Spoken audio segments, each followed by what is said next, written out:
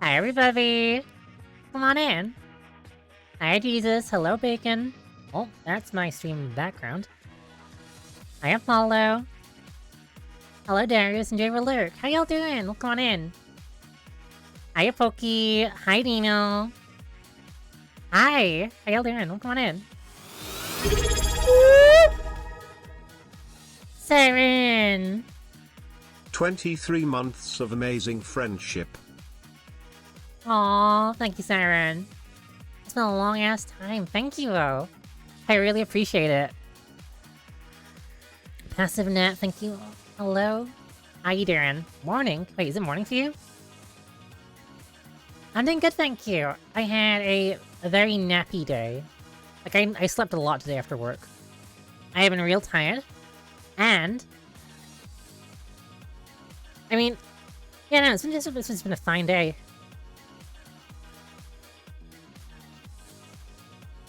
No, it's just you, but I just woke up. I've been here 2 weeks. Hell yeah, welcome on in, Follow. How you doing? Long time no see. I hope you're doing goody.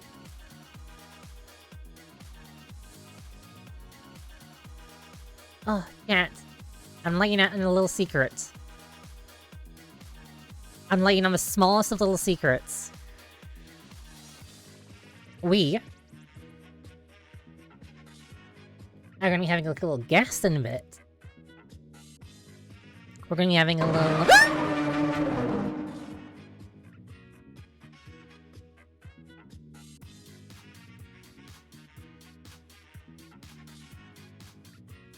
Hi, Wilson. How you doing? Well, come on in. Thanks for getting the bejesus out of me. An invited guest? No. An invited guest. It's somebody you've seen in chat a fair bit recently, and you've hung out in friend streams. We've seen them too, but yeah, we're gonna come on and been chatting a bit, we're gonna be coming on and just having a little vibe of this. Let's see if I want to come on now. I can say hi to y'all. Actually, let me just check. Is that working? That should be working. Hang on.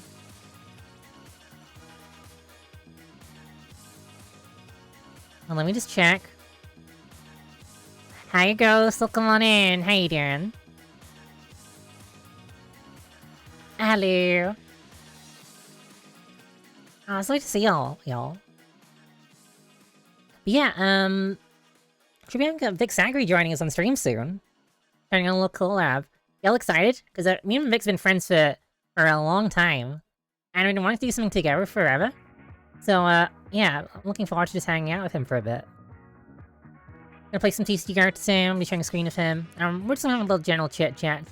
And interact with everyone. Does that sound fun, everybody? Me doing more collabs. Ain't that amazing? Well, I don't know if it's a collab as such.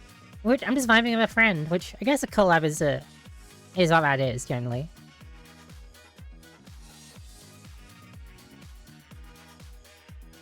Let me ask.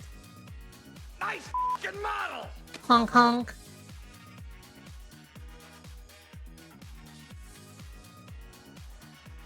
Big comp. And thank you, little Sin. Okay, let me call Vix.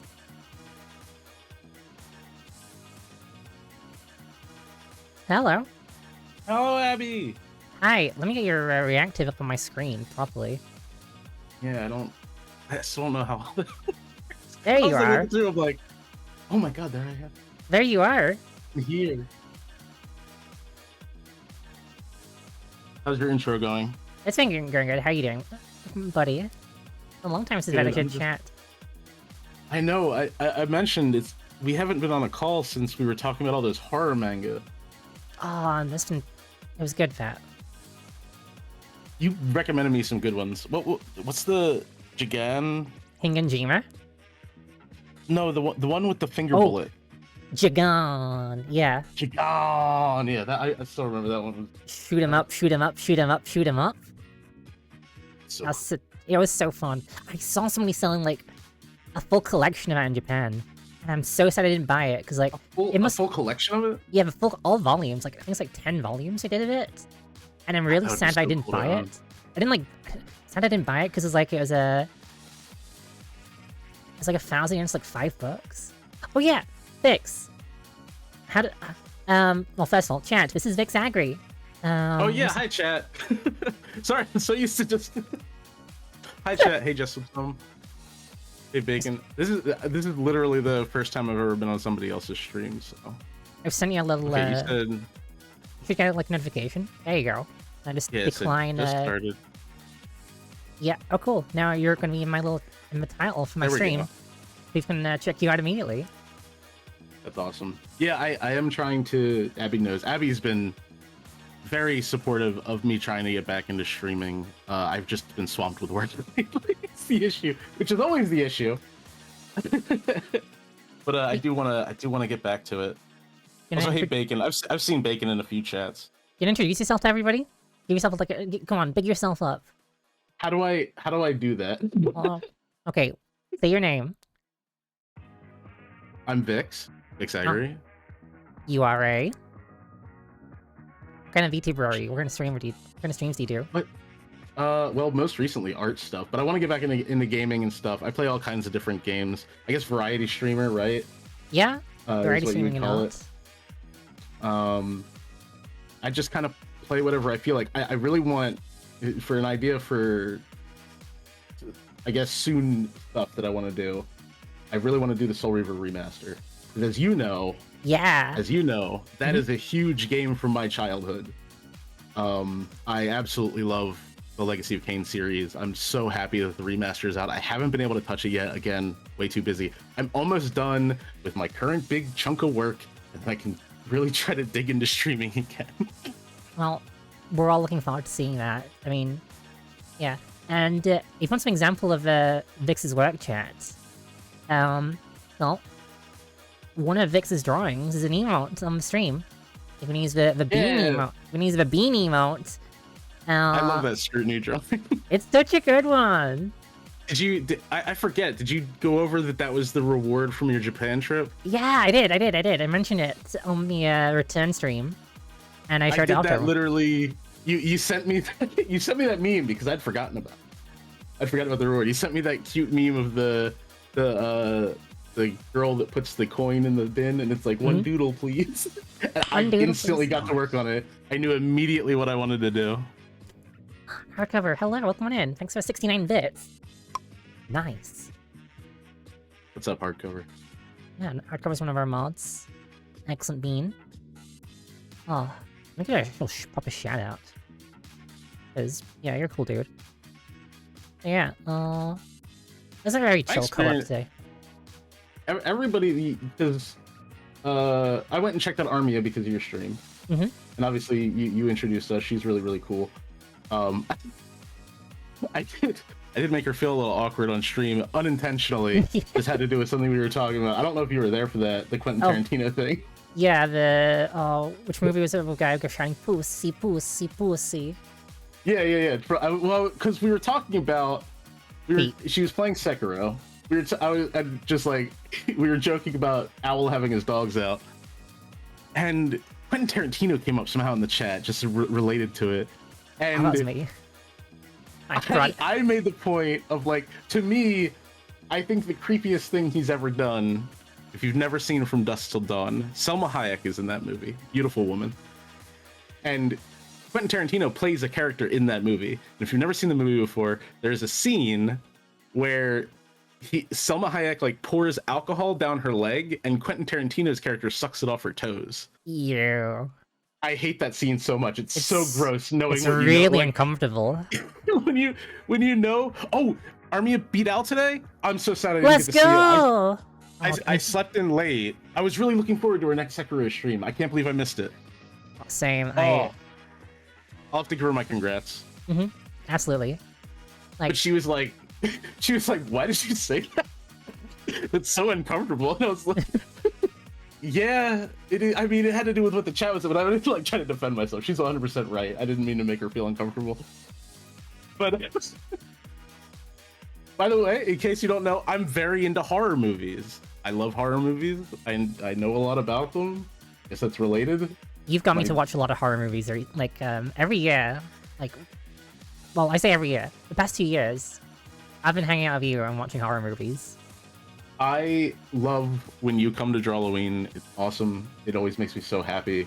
Because you always say, I never watch movies. Yeah, no, like, So I what- used to watch like 2 a year, and then like, okay, Abby, we're gonna fulfill like the next 10 years quota in 1 month. And it's fun. You got to see some great ones. I think I actually recently recommended to Armia Event Horizon. Were you there for that one? No, I wasn't. I don't think I've seen that one either. It's about okay, so the setup, right, is first off, it's Sam Neill and Lawrence Fishburne, so you know it's quality. The setup is this ship called the Event Horizon had an experimental warp drive on it, and many years ago when they tested it, the whole ship and its crew completely disappeared. Nobody knows where they went. And then in current time of the movie, the ship has suddenly reappeared with no one on board. And Sam Neill is the scientist that was in charge of the warp drive, and he gets this crew together that happens to be going by it while they're all in hypersleep. And he's like, we need to investigate what happened. We need to know what happened on the Event Horizon. And that's the premise of the movie. It's super cool. Super fun movie if anybody's never seen it. Wait, so when did that movie come out? I want to say like the 90s? Something like that. It's like, that might explain like a trope I've seen in like a lot of sci-fi horror manga. Because did I show you like, I can't remember the name of it. It's like an anthology horror series. You sent me a couple. You sent me that one radio one, which like was never finished translated. No, I'm really That's sad weird. about that one. You sent me. It's not an anthology, but you sent me the one where they're under the ocean in the like 6,000. undersea. Yeah, facility. 6,000 Yeah, links. that was good. That was a That's good one. so fun. Check out that manga, guys. 6,000. I think it's just called 6,000. But yeah, it's just like a really good. One second. So Apollo says, highly recommend the Leprechaun franchise. I show Leprechaun 1 many years. I think it's fun. I like Leprechaun 1 and I like Leprechaun 2. I have also shown Leprechaun 4 in space. Do not recommend that one. Is there a Leprechaun in the Hood and then the sequel Back to the Hood? Yeah. Which I think are fairly well regarded, but I've never seen them. I think the first one's fairly well regarded. I don't think the second one is. But that's the weed smoking one, and like, you know, all the tropes. Hey, Abby Snow. Hey, Evie. Yeah. How you doing? Abby invited me on today, which I'm really excited for, Yeah. because we've been wanting to do something like this for, I mean, How long have we known each really. other? How long when you started streaming, pretty much? Like, Yeah, was it- pretty much.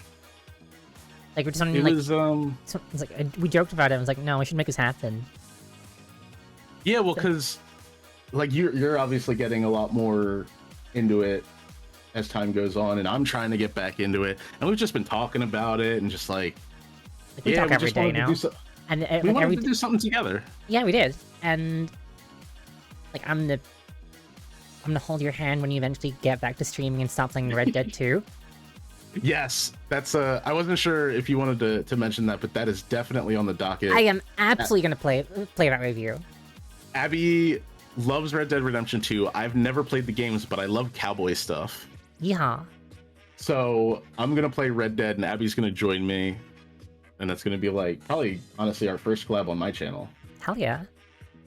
That'll be really fun. We'll get you doing that soon. Well, I'd say soon, but you're hella busy at work, and then it's almost like a really it's a awkward shame. time. I planned to. I'm not even joking. I planned to start streaming back in November. I just haven't had a chance. Wait, so like when I was in Japan, you gonna stream without me? Well, when you were in Japan, yeah, I guess. I'm trying to think. I had like a plan because like I always wanted you to come to the streams because we're very good friends, and I want to be able to like oh, hold on. Apollo just mentioned Tremors. Can Oh, I you love Tremors so divert? much. I love the Tremors franchise so much. In fact, Can I admit something embarrassing on stream? Go for it. Have you seen all 7 of the movies? I didn't know it was 7. I've seen like 2 of them with you. There's 7 of them. Of those 7, 3 are good. But I showed I don't know if I should explain it here, but I have the Drawloween thing I do. The year the 7th movie came out, it came out during October, and I debuted it on my stream during Drawloween because I was like, we love Tremors, even though 5 and 6 were fucking terrible. Let's watch it. It'll be fun even if it's bad, right? And just for context, chat, this is streaming on a different platform, not Twitch. Yeah, this is not on Twitch. When the credits rolled on that movie, and it was clear that this would be the final Tremors movie, right? They're not going to make an 8. Just the way that the whole movie wraps up, the way the credits play. If you've never seen it before, yeah, see, Apollo gets it. I openly weeped on stream. Wait, really? I openly weeped on stream. I had to take a moment. I had to step up from my desk, and I just started crying because, and it sounds so corny, but this series, Tremors, has been so near and dear to my heart for so long that to see it finally end just hit me like I could have never anticipated. Aw, thanks. I cried over the dumb worm movies, guys. Aw, But yeah, that's really cute, actually. I'm very I'm very in touch with my emotions, we'll say. Yeah. And yeah, I love the Tremors movies. I always say my hottest take is Tremors 1 is just a better version of Jaws. I know that some people will disagree with that. That's totally fine. My problem with like Jaws is like so much doesn't happen in that movie. It's a great movie, don't get me wrong. But Tremors is like Jaws, but there's always something happening.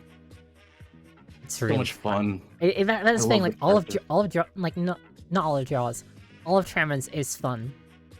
Yeah, the whole movie is fun, start to finish. And Kevin Bacon hated it until he ran out of money.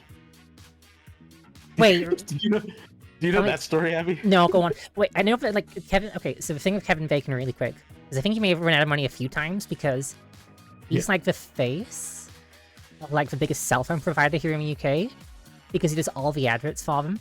It's like EE, everything, everywhere, and all he uses like references movies, including Tremors and Footloose. It's so funny because if you don't know, Kevin Bacon is very verbal about hating the Tremors franchise because it became so popular. He thinks they're stupid worm movies. He hates them. He's always like talked down about them and stuff, and he's never wanted to return. And then, all of a sudden, Kevin Bacon, whose name hasn't been relevant in many years, pitches a Tremors reboot to Sci-Fi Channel. And it looks terrible. And it seems like it doesn't.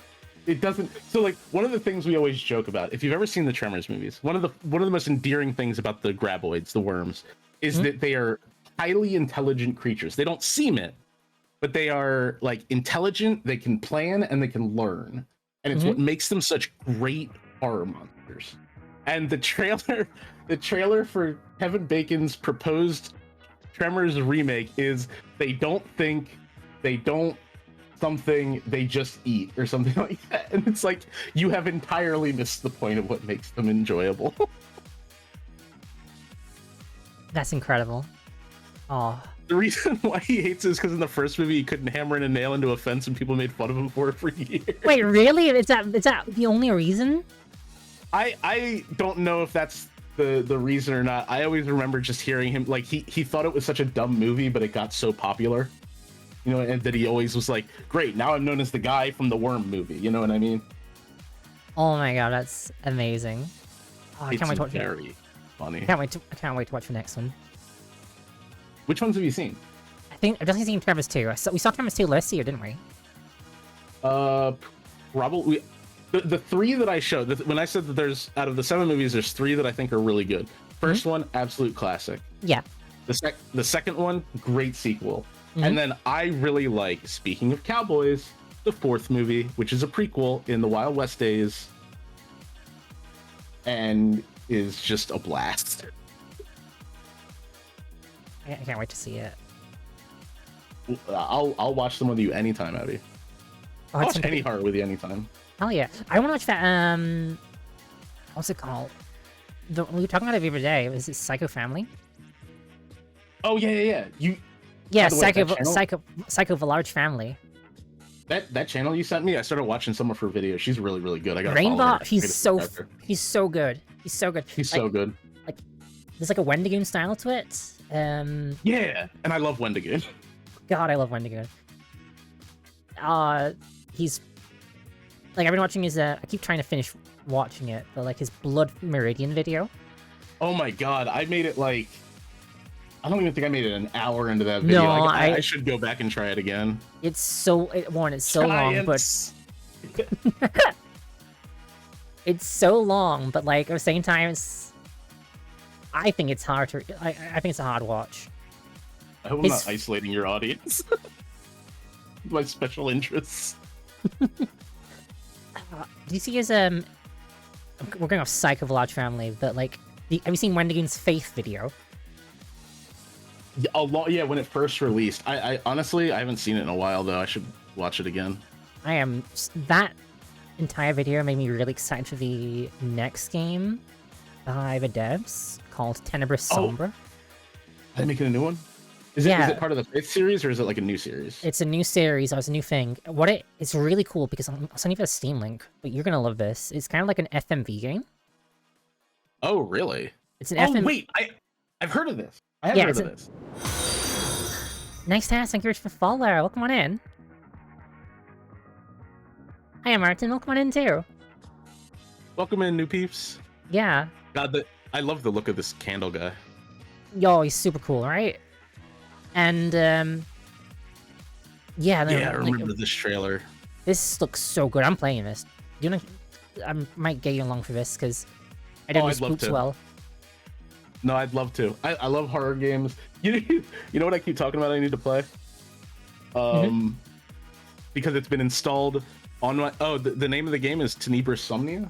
Tenebris Sombra. Somnia, I think. Yeah, it's by New Blood. I'll post a link in chat. Too, which yeah, make sure to like wishlist it on Steam. Because it helps with devs massively. That red lady, one of the swollen face, that is such a cool monster design. And then you can... the whole thing's like, I think it's so cool, the idea of doing like a modern day FMV game, because like there's definitely people who don't remember when those were just a thing.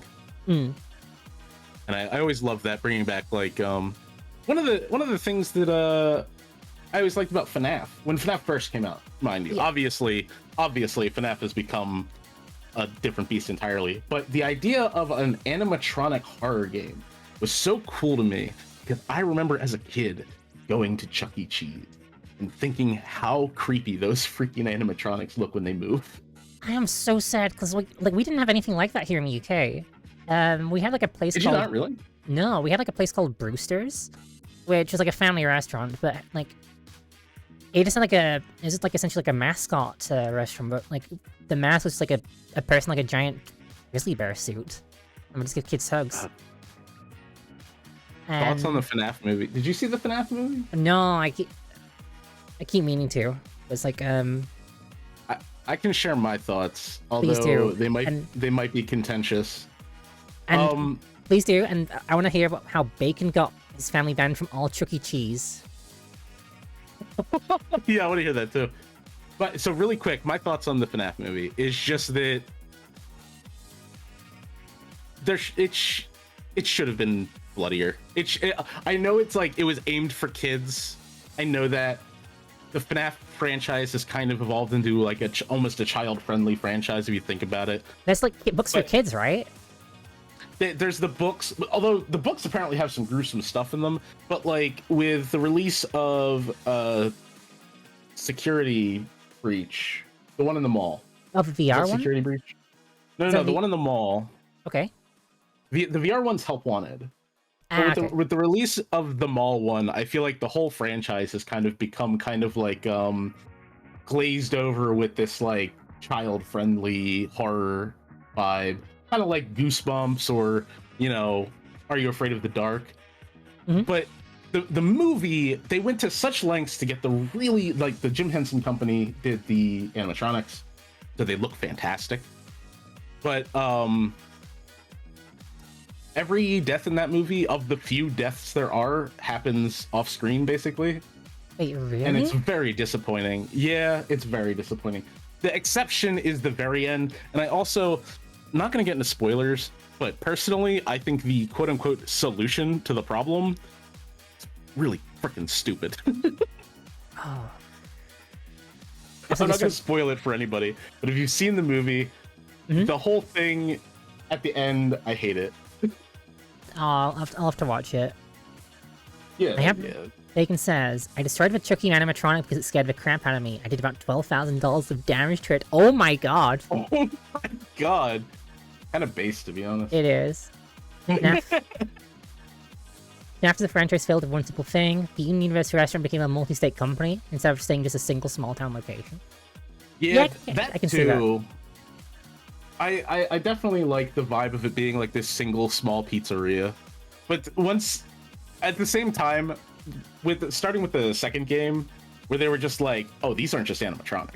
These are like super high-tech animatronics. It's like, well, then you wouldn't have them in a single small town. I get it. You had to expand the franchise. Yeah. F that mouse. Yeah. Partners. So is Varun DLC? Ah, okay. Oh, I've been looking at like horror games on Steam right now, and there's a couple. I'm seeing like horror games I want to play. Like, and there are some, and they're all published by Blumhouse, because Blumhouse is a game studio now. Oh yeah. Oh, it's a game publishing arm. Studio. Blumhouse is another contentious thing where like a lot of people don't like them, but honestly, I love horror so much that I love the idea that there is a studio out there that's willing to just do anything. Same. I think that's a great thing, and I think we need people just like honestly, I just think that there has to be more stuff. Like, more companies just like willing to throw ideas out there or give money to stuff, because you might find something great. It's say what you will about like a movie like Imaginary, which wasn't very good, but how many other studios would hear about your scary killer imaginary friend movie and be like, yeah, greenlight it? You know what I mean? Yeah. Like, hang on, is this by Blumhouse as well, this game? Hang on, let me just check. I agree with Avi too. I don't want to further derail us even more, but I agree with Avi that Poppy Playtime is getting a little bit more interesting as each chapter comes out. Wait, really? Because like, I'm not gonna lie, I kind of hate the idea of it, because it looks like a clone of FNAF.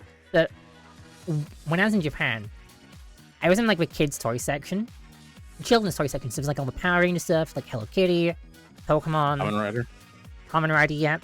And next, like I think Jurassic Park, like a whole bunch of dinosaur stuff. There's literally like a giant section on Poppy's Playtime as like children's toys. Like, this feels like. I mean, it's another one where it's kind of like. But like the story of Poppy Playtime is getting, like each chapter does try something new. I do think the Catnap chapter, I don't remember if I've seen the latest chapter, but I do think the Catnap chapter, the boss at the end was at least like something different, and Catnap did look kind of cool. But at the same time, the idea of Catnap is freaking silly. If you don't know, Abby, do you know the story behind Catnap? No, go ahead. It was a series of children's toys. And I want you to just imagine this being a real product in real life, because that's how Poppy Playtime, all of the toys in Poppy Playtime were real toys they sold to children in universe. I'm closing my eyes now. Toy. Close your eyes, imagine. It is a toy that when your children play with it, it exudes a gas from its mouth that puts them to sleep. Huh? Hence the name Catnap. And then the problem was that this gas would cause these children to have horrible, horrible nightmares. So they were recalled. So you're just like... scarecrow gassing children? Remind me to show you after stream, because I'm sure you can't show it on stream. Yeah, but definitely. Remind me to show you after stream. There is a in-universe commercial for Catnap and his pals that is like genuine horror fodder. Like it's even so like it's so silly that it chloroforms your kid. It's all that chloroforms your kid. That's horrific. Who comes up with that?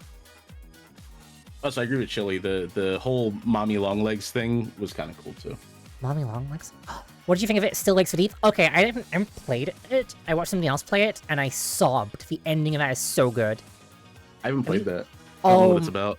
Okay, if you like 6000, you'll love Still Legs for Deep. I think oil rig horror is my favorite niche subgenre. Horror. It's really good because it combines isolationism with like you're also just surrounded by the fucking ocean. Which like even if you don't have the thalassalophobia, I think it's called, the fear of the ocean, it's still, you can't deny that there's something about just being out in the middle of the ocean and having to go deep, and the crushing pressure and the creatures, you know what I mean? It's such an alien environment, no pun intended. The thing I love most about it is like, even if you have the crushing fear of like whatever monster there is, there's always a monster in like oil rig horror. It's like it works so well, but there's no escape. And even if you just like, okay, I'm just gonna like jump into the sea. Have you seen like what happens like when people like throw like a piece of food into the ocean off an oil rig? Yeah, isn't it just like it's like a feeding frenzy? Yeah, there's and like all these fish and stuff. Literally every fish in the ocean like, dive bombs. You can throw an apple into it and it's gone. It's like the tiniest fish to the biggest fish. And they come in waves like from like across the food chain, because like all the little fish are coming out, and the bigger fish, and the bigger fish, and then the sharks. Yeah, sharks are. I know that like sharks aren't actually as scary or as dangerous as they are in the movies, but I'll tell you what. The first time I saw Jaws, I was a little kid on vacation at the shore. Sharks scare me. I was the same with I used to think Jaws was under my bed in the hotel that I saw. Oh no! Like when we first got our DVD player, like I'm not sure if I do this anymore, but like our DVD player came with like a pack-in movie, and the pack-in movie, like these days is like usually something kid friendly. Like when we got Blu-ray, we got National Treasure too. But for our DVD player, the pack-in movie was Deep Blue Sea. Oh my god! Like, oh hey, what's this? Little baby Abby. When I say baby, I think I was like 8. I was like, oh, let's put this in, and then like, oh, I can't watch Nat Geo anymore. I'm horrified. Oh god, you know what? Speaking of like water-related horror movies that I watched at the shore when I was too young, who here, if anybody in the chat has seen this, I'll be impressed. The original Piranha. And then I also saw the sequel. They were both, there was like a double feature on TV super late at night. The first one is like whatever, because it's about Killer Piranha. Surprise, it's about Killer Piranha. The second one is where the piranha evolved to live in saltwater and also fly. Huh? So they attack a beach. Like flying fish, kind of like piranha. But okay, so like when you picture flying fish, right? You picture fish that jump out of the water and like they have the big fins and everything. These fly like Seagulls? Like they have like full control, and they flap their wings like hummingbirds, like super fast. Is it Piranha 2? Just like hover in the air. This is Piranha 2, the new breed or the new spawn or something like that. The spawning. Okay, I found a poster. Oh, I love that people have seen the original Piranha. Wow, that is one hell of a prop. It's very silly. It's like and it's funny because if you don't know, they tried to like revive the Piranha series as like a super gore sex movie. With Piranha with a Piranha 3D, and then I think the sequel is Piranha 3 Double Ds. Oh, I hate and they were not good. Although there's one death that I always remember from them, and it wasn't even the piranhas that did it. But a woman gets her hair caught in a boat propeller, and it rips her scalp off very quickly, very brutally, and I was like, I don't like boats. Yeah, I don't either. No. Oh, Cat saying, well, Abby saying, Jeepers Creepers is my first horror scare. It was so silly, but the head scene just terrified me. Apollo. I've seen Zombie Strip. First horror Yeah, I movie didn't know. was Beetlejuice. Now you're fine, don't worry. And dumbest horror I've seen is Zombie Strippers. And Abby will also always remember the propeller, the boat scene. Yeah, it's like the most memorable death, I feel like, because the rest of them are all just like boobs and blood. And speaking of Jeepers Creepers, I like the first Jeepers Creepers. I know everything with I think it was the director is very uncomfortable. We don't really need to get into that. Yeah. But I really like the Creeper's design until the moment in every movie he takes his coat off. Once he takes his coat and hat off, I think he looks really silly. Like he just looks like a naked old man. Oh, what's the guy from Resident Evil 2? Apollo's seen Zombie Beavers. Have you ever seen that movie? No, I was about to say the dumbest horror movie I've seen. I keep bringing it up with you every year is Black Sheep. I love Black Sheep. We love Black Sheep. We love Black Sheep. We love Black Sheep. Their weakness is Mint sauce. what's lamb sauce or whatever. Yeah. Not only have I seen Zombie Beavers.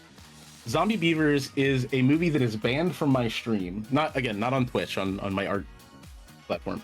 Because because of the scene with the dog, people got very, very upset. And for me, I'm not a heartless bastard. However, I recognize that animal death in movies happens. And it doesn't really bother me because I know it's all fake. But I do know that it bothers some people. And if you've never seen Zombie Beavers, kind of the point of that movie is that nobody in the movie is a good person. So you just like, you kind of want to see the dumbass zombie beavers kill them all. And the ending is hilarious. Wait, no, we did see it. I saw this last year. Oh, yeah? Yeah, you showed this to us. Did I show it? Yeah, I banned it. I think you did. Zombievers, is it? Yeah, Zombievers. Yeah. Oh, you know what you might be thinking of? Part of my intro roll on Drawloween has the song by the guys who did the credits song. Oh, it could be. Zombievers. I don't want to get you copyright. I know my singing's so beautiful. I'm just looking at this, like, I just searched Zombievers and finding, like, other, like, say similar horror movies. Is Thanksgiving? Never seen Thanksgiving. So the Thanksgiving movies are pretty bad. It looks bad because it's like, is that a turkey? As a villain? Yeah, it's a rubber turkey that like cusses and like does one-liners. Five-headed shark is what Apollo's thinking of, by the way. There's also Don't Let the River Beast Get You, which I love this monster. This is such a goofy thing. What is it? Show me on Discord. Don't let the river. Oh my god! Look at that thing. That's so good. Is it a real thing? Were you around for my favorite Z? Were you around for my favorite Z horror movie, Goat Sucker? Yes. Goat Sucker. Favorite horror movie? I cannot choose, but I usually default to Tremors 1 because it's just such a perfect movie in my opinion.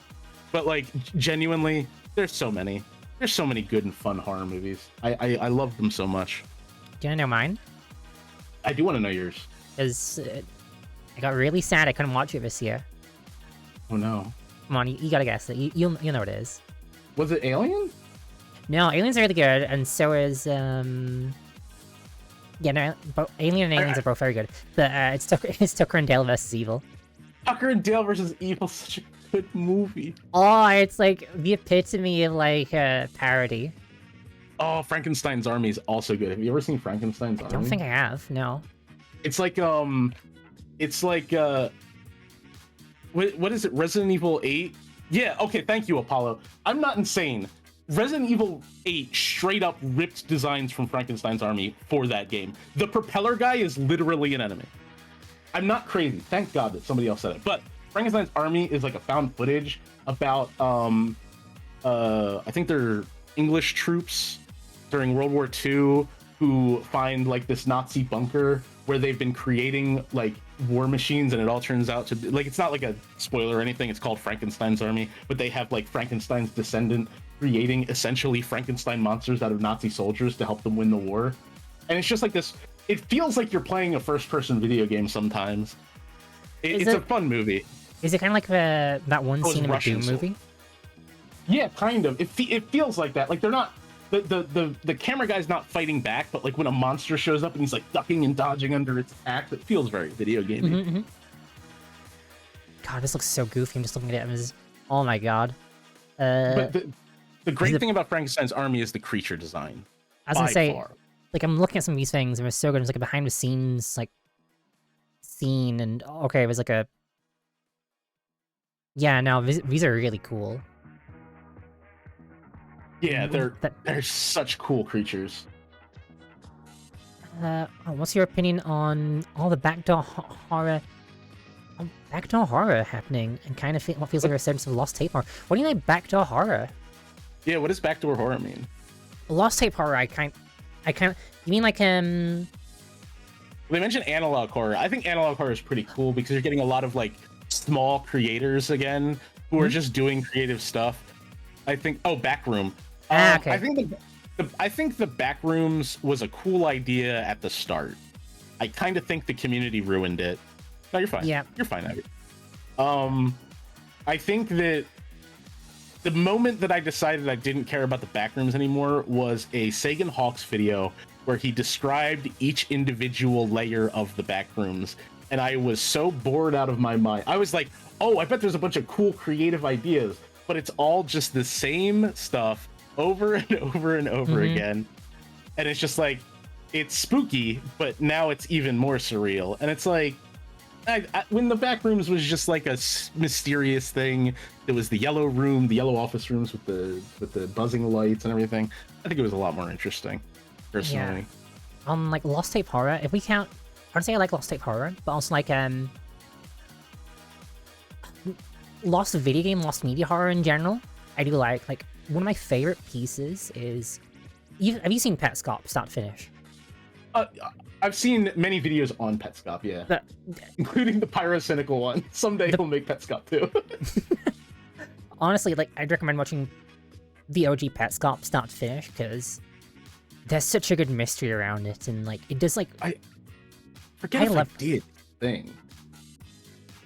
It's okay, I'm not a movie critic, I'm a bit of Philistine when it comes to, like, reviews, but, like, I got genuinely upset and creeped out about it. Like, oh wait, hang on, this is wild. It reminded me of, like, when I first like played not Resident Evil. I still have it like on my desk. You can see it now from my my shelf. Silent Hill 2 on PlayStation 2. We love Silent Hill 2. We stand Silent Hill 2. We sloppily make out with Silent Hill 2 after a long day. Oh well, when I first played it, I have the special edition for PS2. Because I got it at like a flea market for £5, and I'm so happy with it. It's like a behind-the-scenes DVD as well. I need to show you that sometime if you haven't seen it. I'd love to. Yeah, like I played it for like a little bit, and I was like, no, this is genuinely too spooky for me. I need to put this away and never look at it again. And I found it again like a few years ago, and it's like, oh my god. Oh, my PlayStation 2's dead, so I can't play this. But it became like my lost media horror, and like suddenly remembering all of the horrendous memories of having to turn the sound off, but still being scared of like the fog. Fog was always such a great creative decision, because like it was obviously not just a creative decision. It was limitations on the PlayStation 1. They couldn't render out all the distances, so they basically hit it with fog. Classic technique. Yeah. But it's so iconic and cool. Like, and I was a little worried when like they were gonna remaking it, the Bloober one. I think they did like a pretty good job with that too. I haven't played it yet, but I've heard very good things. Bloober worried me. Were you also worried? See, like Silent Hill 2, like Silent Hill games in general, most games, I don't play horror games often because I'm too scared, but it's really fun to watch. And I've seen some playthroughs of Silent Hill 2, and hearing so much, like, what's the game that they did beforehand? Bloober, the games they did beforehand. Do you mean the game? Do you mean the game about? Was it the Medium? The Medium's the one that made me write off Bloober entirely. Yeah, I think it was the Medium, and with the PDF file villain, Mount Demon, and then the girl at the end. Oh god, it was such a bad game. Oh, I remember. I've never seen anybody play it. Seen bits of it, just on YouTube in general. And everyone like who saw like Bloober behind, SH2 were like, no, we're gonna write this off. This game's gonna be terrible.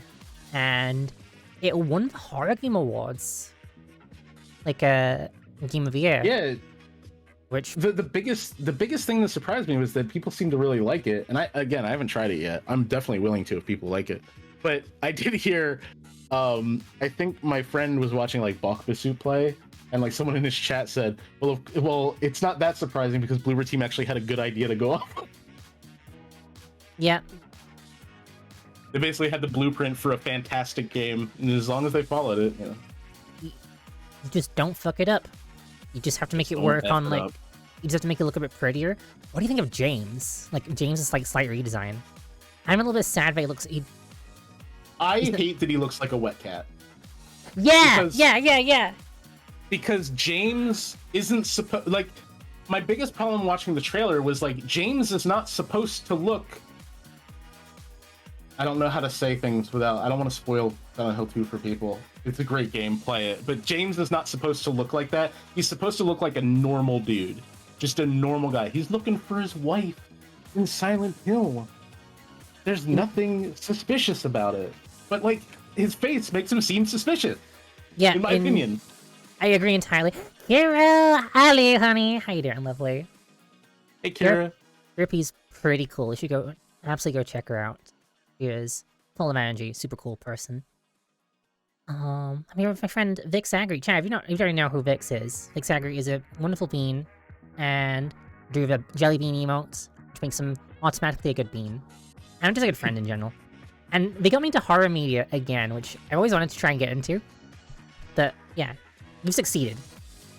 I would love to help you dig even deeper into it if you're interested. Movies, games, whatever it takes.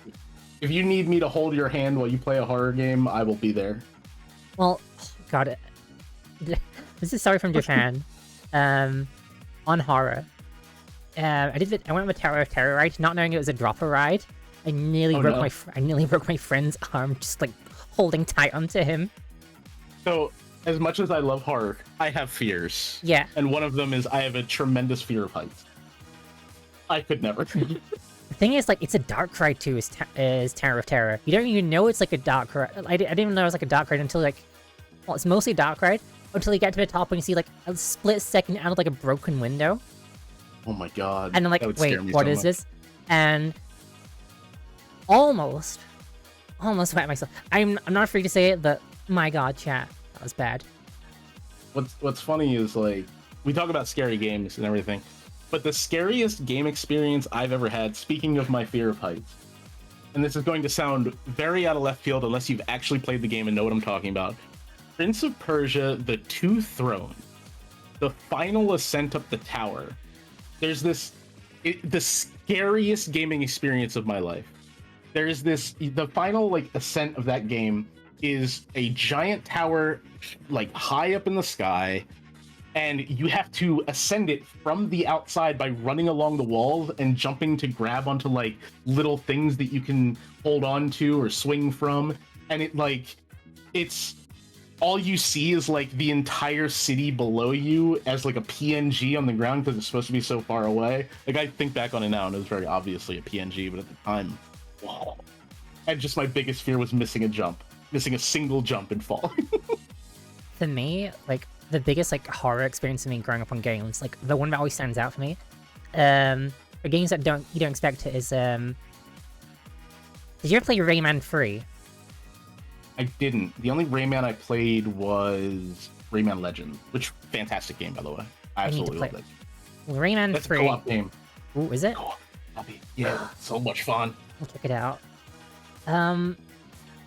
Rayman 3 is like super cute, super wholesome.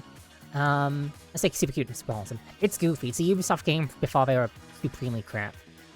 And like the whole mission is like, you know, Glowbox eats like a black clum who does it become like evil or something? Yeah, the lums are kind of evil. The black clums are. And you go for like you meet like these free like Jewish doctors And I say that Did because you say Jewish doctors? Do you mean the little blue dudes? the little blue dudes, because they're voice acted and they have like very stereotypical things. Like, yeah, okay, this is a product of the year 2000s. They knew what we were going for. Well, when you go to you meet them all like, oh, I don't know anything about this one. How to fix Andre. My friend does, and you can do that like 3 times. And you're to the third guy. It's like, oh, I don't know anything about it, but you might find something in the desert of the Kanaran. And the Kanaran are like, I'll send you a PNG of them. These guys are like, these guys are, yo, what the hell? These guys are like, in a Rayman game? Yeah, these guys are like 3 times taller than, Rayman. They are Their faces invincible. remind me of like an octopus or something with teeth. Yeah, like these guys are invincible. I can never finish a game because like it's so hard and there's some like it's kind of like tricky timing because like they're attracted by sound and the only way to like get around them was like ring gongs and move around. The funniest thing though, and spoiler for like a 20-year-old game, chat. Oh, spoiler for Vix, their 20-year-old game.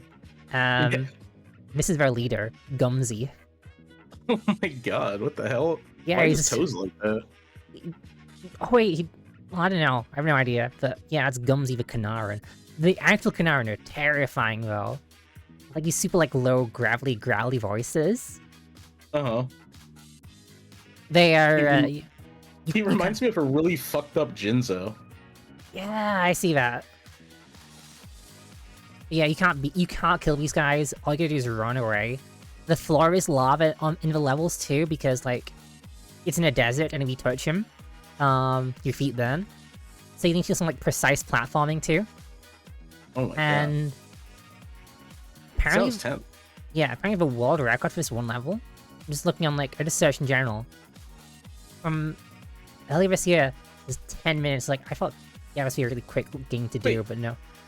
10 minutes for one level in a 20-year-old platformer? Yep. That's insane. Yeah.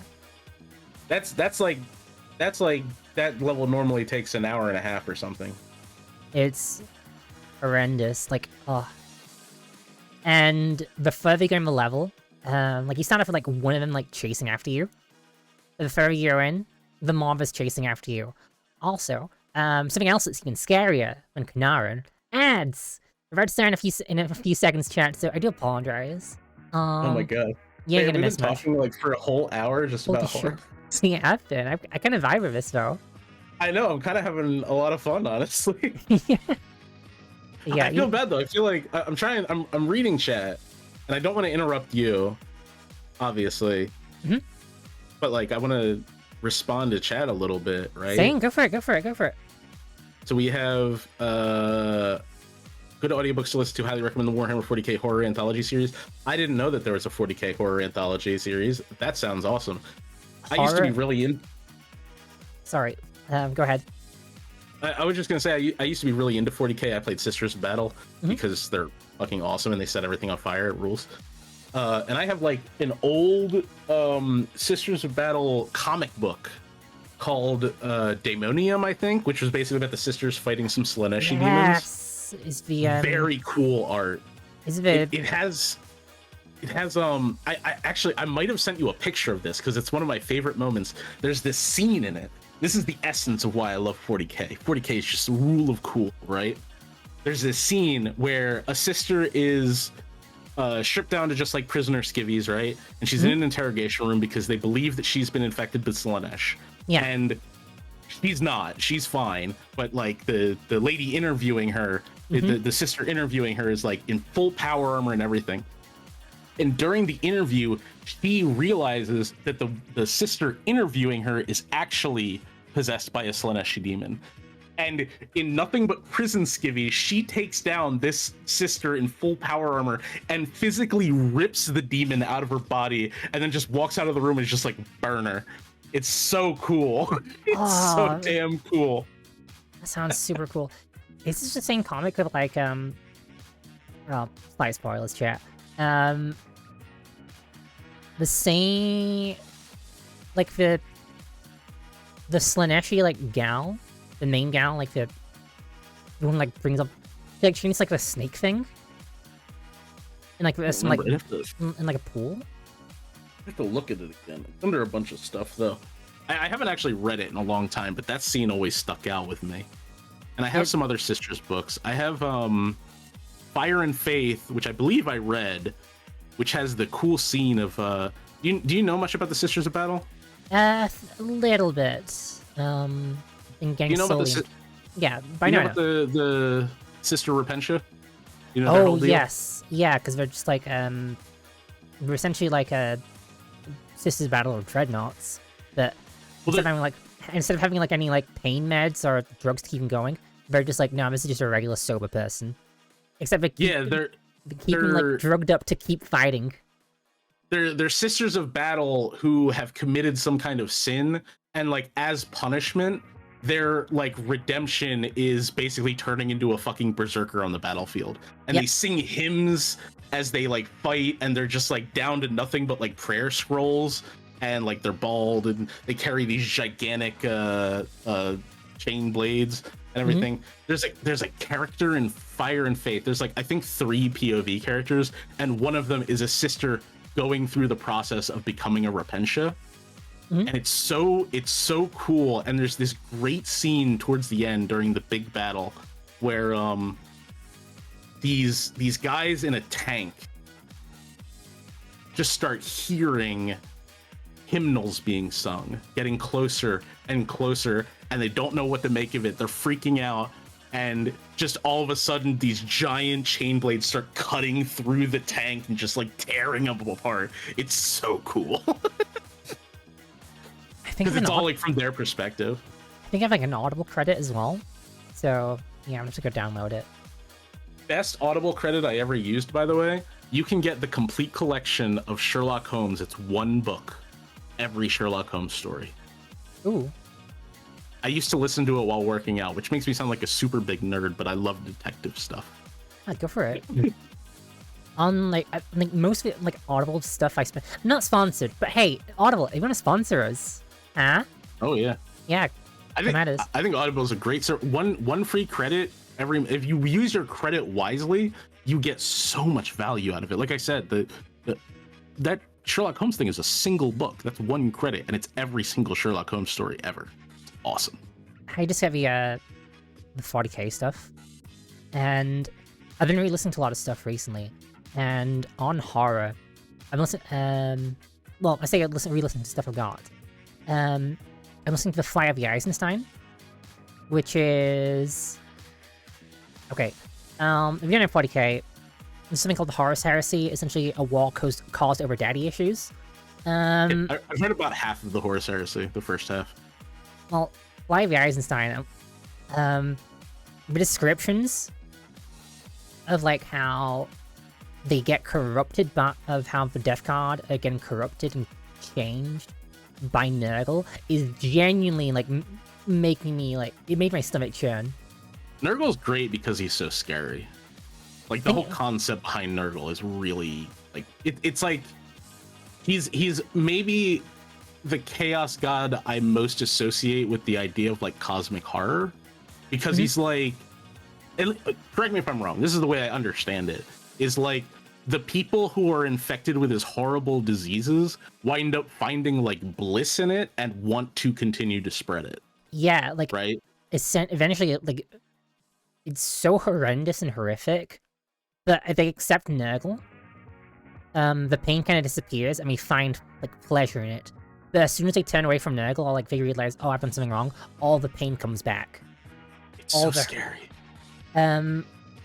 Slanesh, just as terrifying, I think the worst of the demons, because if you read Fulgrim, it talks about how it's just like okay, I can't mention this because this book is definitely too much for Twitch, But I it is I was trying to like watch my words too, because I'm like, I don't want to get Abby in trouble. no, Fulgrim talking about the downfall of the Empress Children from like he's very proud and like almost like almost narcissistic to actually narcissistic and libertine-esque figures. It's like, oh, this is horrendous. Like how far they fall. And Korn is Korn is basic and boring. Korn, that's the thing, is like Korn is maybe the least scary because he's just kind of like he knows what he's about. Everybody else knows what he's about. There's no subtlety to it. Blood for the blood god, skulls for the skull throne. Yeah, like I mean, Zeke like tricky.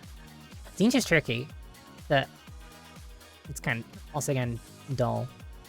Well, not dull, but like It's more interesting than Korn, but like when you're talking like from a horror perspective, Nurgle and Slaanesh. well, there is a in one of the books there is a this is again spoilers. I think it's the Burning of Prospero. I can't remember the name of the guy, but essentially like he's made to be like a sleeper agent, but as I've seen like in Black Ops recently, sleeper agent stuff is kind of dull, or rather it doesn't make sense. Sleeper agent is like the kind of thing you can do like maybe one time, and then it's like, but like Black Ops, by the end of Black Ops, we were like, are they a sleeper agent? Are you a sleeper agent? Is everyone a sleeper agent? Yeah. It's like, if it's set up well, a sleeper agent can be a cool twist. If it's set up well. Having yet another game, because I don't know if they do this a lot in Call of Duty, but I feel like I see this a lot in these kind of like military games, where the twist is you were a super guy the whole time. You know what I mean? It's such like an easy, like, oh, turns out you were the bad guy. Like, it's just a Chosen One trope all over again, isn't it? Like this is Chosen One. It's Chosen One, but like, oh hey, no, we did government testing. Chosen One narratives can be okay, but we've definitely, for one, been oversaturated, and for another, I if it's gonna be a game where like my character is intended to be like the motivating force, I don't want to be told you were always meant to do this. I want it to be a decision that I or that the character made. You know what I mean? Mm-hmm. Does that make sense? It does. That's actually bringing this all the way back around to the beginning. One of my favorite things about Soul Reaver is the way that they kind of subvert the Legacy of Kain series. I won't spoil anything. But for those who played the whole series and know, it's so cool. I love that fucking series. But I just thought of it because they kind of do the whole Chosen One thing, and it's like, oh, you're the Chosen One, but there's a great subversion to it. It's awesome. I feel like if you try and do the subversion thing, but then do it wrong, and the character just kind of breaks, you end up something like you've seen 23, right? The Jim Carrey movie. I watched it one time a long time ago. Honestly, same, but it always sticks out to me. Is like, oh wait, hang on. The guy you've been looking after all this time. Spoilers. Don't watch the movie. Don't watch number 23. Yeah. But like it was you all along. It's like, huh? Yeah. There's a. God, it's on the tip of my tongue. I feel like there was another movie that had the exact same idea as number 23, where it was like, oh, the mysterious guy you were looking for were you all along, you just didn't remember. You started at like 10 p.m. as a kid. Clearly, it was so bad, right? Best use for Chosen One's story plot would be Avatar: The Last Airbender. Finally watched that recently, in Japan. Oh, I love Last Airbender. You finally saw it for the first time? Yeah, like we hadn't the TV had Netflix, and somebody was logged into it already. Like, oh hey, you can actually watch Netflix. And oh wait, everything's Japanese. Oh wait, Avatar: The Last Airbender was dubbed in English. I can watch this. Yeah, it's pretty good. Yeah, I love Last Airbender. Last Airbender didn't. My experience with Last Airbender was like, when it first came out, I didn't watch it. My friend did, and he was like, "You have got to see this show. It is wildly cool." So when he bought the first season box set, he let me borrow it, and I was watching it, and I was like, I mean, it's fine, I guess, but it's all just like weird moral. You know, it's like every episode is like, oh yeah, don't be a bad person. And then I got to the season finale of season 1 in the Northern Water Tribe, I think. Yes. That's when I got hooked. I was like, oh, this show's gonna do cool shit like this. You know what I mean? That's when I got hooked on it. But it was losing me for that first season for a while. For me, like, I couldn't get in. Honestly, I kind of kept passing out for it because, like, tired and adventuring and doing other stuff. I think you can skip a lot of it. There's a lot of filler in that show. Of it. It's just really good. The character arcs are great. Oh yeah, the character arcs. Zuko rule. Everybody rules, honestly. Love Zuko. Everybody's so much fun. Yeah, exactly, Apollo. And honestly, Abby, be glad that you didn't have friends who were obsessed with it at the time, constantly singing the Secret Tunnel song. I've never wanted to purchase a gun more in my life. The thing is, like, I hear that fucking song one more time. Like, I think like the reason I didn't get into Avatar Last Airbender is like I didn't have friends like into it, but like people just raved so much about it. And I felt like, you know, when like Skyrim first came out, everyone kept like talking about arrow to the knee joke. That's the reason I couldn't play like Skyrim when it first came out. I didn't play it like a year afterwards. I bought it full price. Like, people have ruined this for me. Gave it a try. Oh, this is pretty fine. Can I tell you, I know exactly what you're talking about, because that is currently me with Arcane. Yeah, same. I don't think I wouldn't say that people have like ruined the show for me, but there is so much hype around it that I'm almost demotivated from wanting to check it out. I kind of want to wait till everything calms down, because I feel like this happens to me a lot, and maybe it's because I'm too critical. Character flaw, it's fine. But like when a movie or a show is way too hyped up, I become that much more critical of it. And as a result, when I watch it, I'm usually like, yeah, it was fine, but plot holes or like this kind of bothered me because it was like, you know what I mean? And I really don't like being that way, because it feels like I'm just like being a stick in the mud. But again, it's like when somebody's hyping something up, it's like, okay, I'm expecting something great. And then when I'm watching it and I notice problems that would maybe brush off if I was just watching it casually, that's when I'm like, I don't know. No, I don't understand exactly what you're talking about. I'll probably like think about watching it in like 2 or 3 years. Like, that's why one of the reasons I don't watch movies, because people are like, oh, have you seen such and such? No. Me with every horror movie I've ever seen. But like I just wait forever for stuff. Like, I don't mind waiting. I don't care. It's the same with games. Like, yeah, I can just wait up a bit. Oh, this brings me all the way back to when we first started talking, actually. Yeah. Do you remember remember when I said, you know what game I should play that I've had installed on my computer since 2022, and then we got super distracted? Signalis. I haven't played Signalis. It's been installed on my computer since 2022. Ooh, bacon redeems. Process chicken hydrate. Make sure to sit up. Shrimpy. You know what? Here's what I'm gonna do. I'm gonna hydrate and I'm gonna posture check too. Yeah, that's what you meant to do. When in Rome, when in Abby's stream, you have to obey her redeems. Sippy, stretchy, shrimpy. Big sippy, shrimpy. Shrimpy. I think you're the one who brought the shrimpy to the Drawloween thing. I always had the stretch. I always had the like between movies, I would be like, all right, everybody get up and stretch, blah blah. And then when Abby was there, she would be like, everybody shrimpy, and then it just caught on. We love it. Love some shrimpy. I think it came from my stream. Somebody in the community, I think the legendary Super Lesbian, great name. That's a good name. Would redeem it and like just spam sippy, stretchy, shrimpy, all caps, 4 separate messages, and I can't stop doing it now. It's great. It's such a good thing. You're at war with Army about the self-care thing. When I started streaming again, Abby got mad at me. You didn't have a Remember single why- self-care redeem. She was like, "Where are your self-care redeems?" I'm like, "What?" You didn't even have to. He's like, oh, I don't have to make them. But you even got rid of like default hydrate redeem somehow. I'm like, I don't. This is bull. You know how to do it. You forgot though.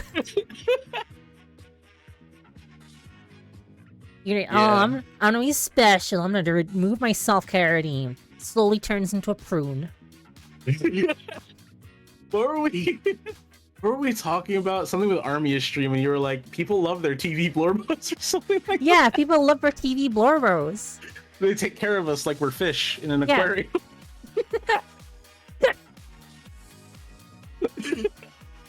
Like, if you don't hydrate, you dihydrate. If you don't hydrate, you dehydrate. Very true. It's funny because like I'm laughing about it. I'm like, oh, it's so ridiculous. Why would you ever need to remind your streamer to hydrate? Meanwhile, I've literally had streams on my art site where I've streamed for 6 or 7 hours going, man, I wish I had a drink. I'm really thirsty. My mouth is really dry. Meanwhile, I have a big mug of water next to me. Meanwhile, like we keep saying, did you forget to eat again, you himbo? No, you can't call me that on our collab. I do forget to eat. Yeah, and we remind you. The only reason we call it is like, Listen. did you forget? And like the only time you are one is when you forget. If you remember, you're not gonna be called that. I love that you were like you would really like Yarny because she's a fire cat. And I'm like, sure, that's fun, that's cool. And then Armia rated her stream, so I got to actually see her. And I enter her stream, and it's her chat bullying her for not remembering to eat. And I'm like, kindred spirit. Oh, we love Yarny here. Yarny's great. I like her stream a lot. Yeah, she's got a great taste in music. I'll tell you what. She does. It's I like love her sometimes music. I will. In fact, Mhm. I was okay. You know how I purchased a theme for myself, right? You did. Yeah, and I like it, but my problem was after listening to it for a while, I'm like, this feels a little like abrasive for like casual listening. You know what I mean? Which is what I was thinking of using it for like my start stream. Like you have your fantastic future pop. Mhm. I love your music, Abby. I love tuning into your stream and hearing that fun, upbeat future pop. You have such a great vibe. It's fantastic. I can't compliment it enough. And I'm like, I feel like I need that kind of like, I wanted to still have that vibe because originally I wanted like a synth thing because I love old horror movies with synth soundtracks. Mhm. You know what I mean? And obviously part of my vibe, you know, is horror themed as much as I look like a goober. And my only problem with the theme is that it feels a little abrasive to like listen to on repeat as a casual song. But then I got in a Yarny stream and she's got this great loud metal music playing and it's awesome. And I'm like, I wonder if I can find a way to make it work because this is awesome. I'm into this. Yeah. You know what I mean? I will help you out, like setting up your audio channels so you can have like your ball of playlists. Because like your playlists for like Drawloween, or your like art stream playlists, I vibe with those. Even like your second monitor, like I'm working on something, like I'll listen to your streams just for music. This sounds kind of, this maybe sounds like silly and maybe a little like I don't really know how to describe it, but my friends IRL do not like my music, just in general. So whenever I hear someone compliment the music that I play on my streams, because I just play the music that I like, Yeah. it means so much to me. You have no idea. Hell yeah. I mean, I'm the same. Get new friends. Apollo, no. I mean yes, but also, you got to keep in mind that like I like such a wide variety of. I really, really do. Obviously, like metal and rock is my favorite. I love that kind of stuff. But I also like.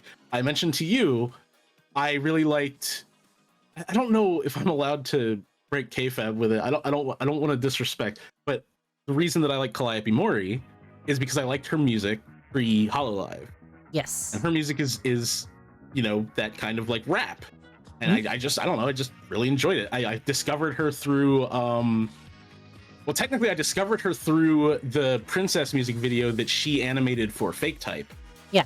And then through YouTube, you know how YouTube does the like For You thing, which is just like a bunch of different videos based on your interests?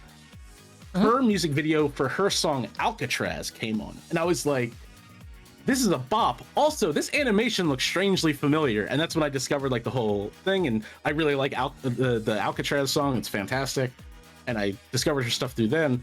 And then she, joined Hololive, and I liked her music still. That's how I got introduced to Hololive, was people on my stream. I have music redeems on my stream sometimes, and somebody was her first song, Would You Please Rip? Somebody submitted it and say, hey, don't you think this sounds kind of familiar? And I was like, hey, this is, awesome. And they're like, no, it's the new Hololive girl. And I was like, what? Oh, So- that's great. But Yeah. so I like metal stuff. I also like that. And then I've been listening to this band lately, The Amazing Devil, which I've been playing a lot of their music on my Twitch stream because it's very fun to listen to. And it's just like it's like, I don't know, I hear a song and if I like the vibe, I add it to my like songs. Yeah. So it's like a roller coaster of like, yeah, here's this cool hard rock metal music, and then also here's, I don't know, a cover of Don't Stop Believing. You know what I mean? It's like whiplashy. No, I'm the same. Like with my like playlist, like I have my future funk playlist, which I listen to all the time. I have like a Future general funk. I keep playlist. calling it future pop. Yeah, it's all kind of similar. But like my regular playlist that I'll listen to for work is like a weird mix of like you got like some of the poppy stuff and some of the funky stuff, You know what? and then you get like Beastie Boys, then Oh, Beastie Boys is fun. Yeah. Jamiroquai, and you get like some stuff like Smashing Pumpkins, Trivium, Parkway Drive. I'm like, oh hey, I used to be big into like metal and metalcore music, and a lot of video game stuff now, and weeb stuff. Yeah, it's like, I don't think that you should ever feel cringe about the kind of music you're listening to. Like, oh, bye, Apollo. See you, Apollo. Thanks for dropping on in. We'll catch you soon. Paul's the editor here, which Oh, really? yeah, and if you want to see Paul's amazing videos, you should check out my Wait, I've seen some of your shorts. Go to my commands. There you go. Yeah, check out my my clips channel. You can see all the fun clips that Apollo's edited. New thing got added today. I'm gonna have to check that out because I've only seen a couple of your clips. I keep meaning to check out your YouTube channel.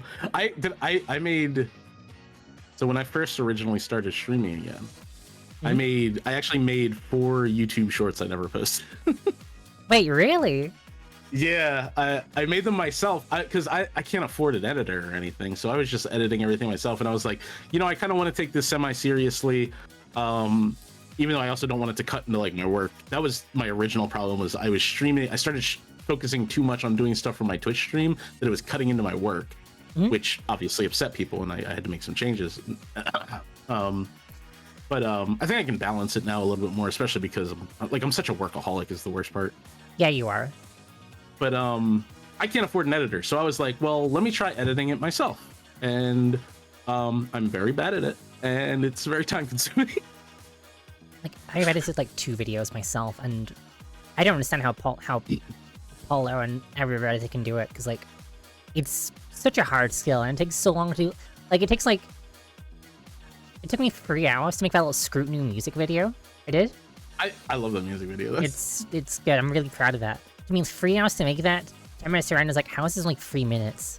I spent 3 weeks recording the footage for this. I traveled halfway across the world. The 3 minutes of content to get copyright strike on YouTube. Oh yeah, that would happen, huh?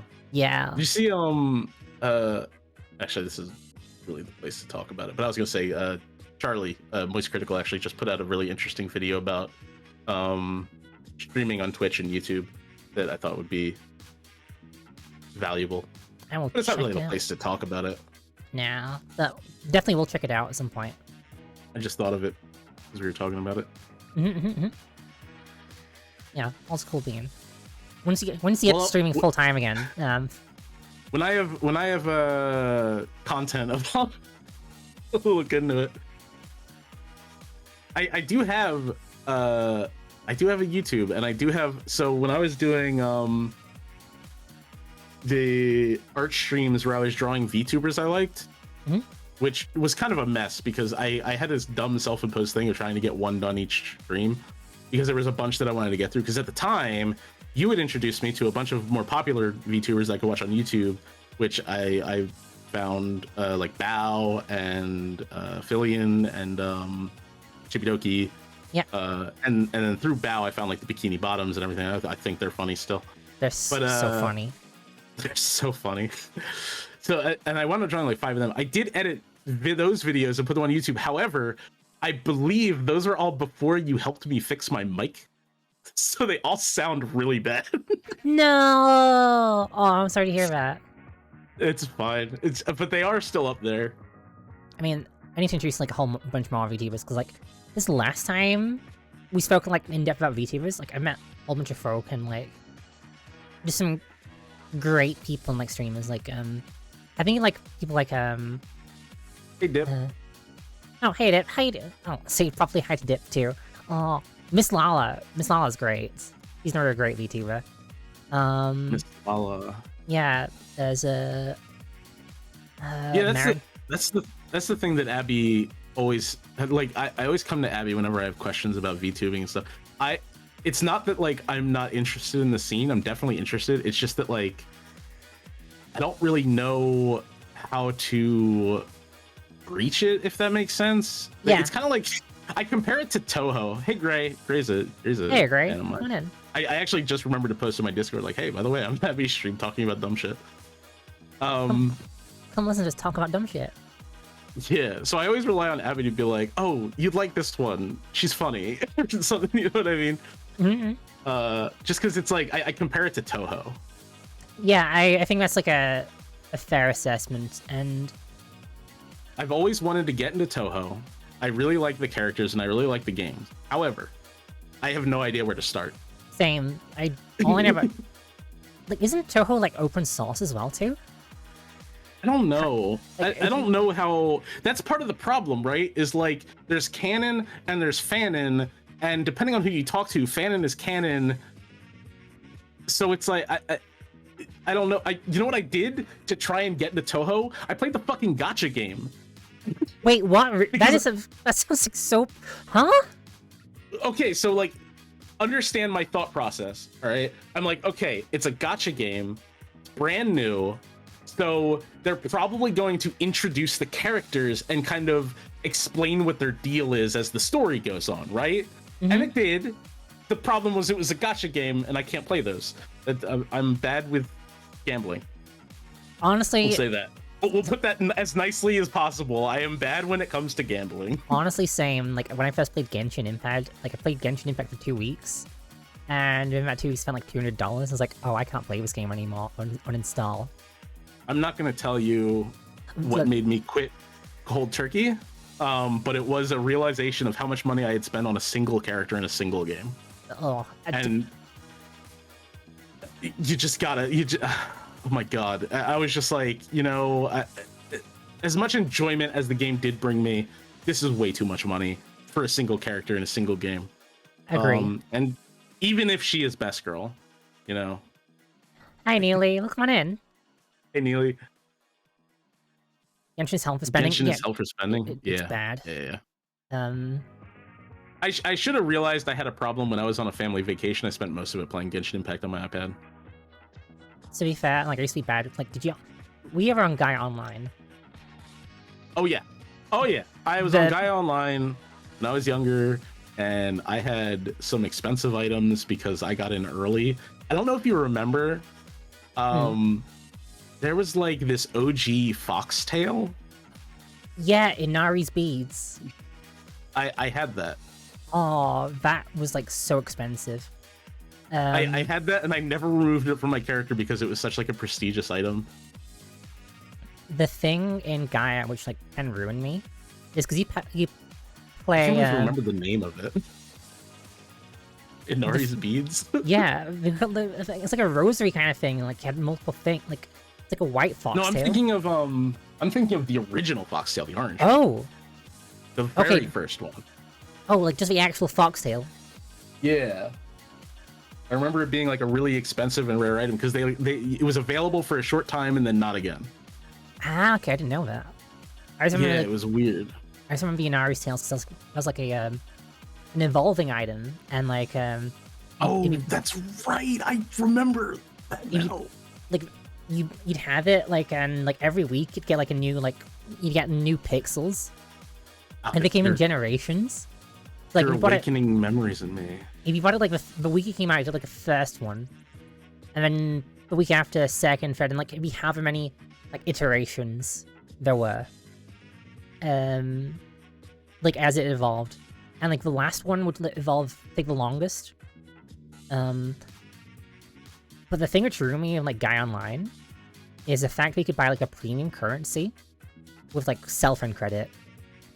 And my parents were so mad because like I never made phone calls, so I just spent all my money on these like gacha boxes. They weren't even called gacha; they're called random item generators, rigs. Yeah. And yeah, like spend like just get everything on that and like just pay to win, just convert my money from pay to win a game that has no gameplay. Yeah, and like well, no, it's a fashion game. Never was gameplay. Do you remember that, like they had the MMO Zomg? I think that was after my time. Oh, they made like a browser-based MMO. Oh my god. Yeah, and when I played, there was, I say played, it was just like a forum. Okay. Do you not even have like the fishing minigame? I don't remember the fishing minigame.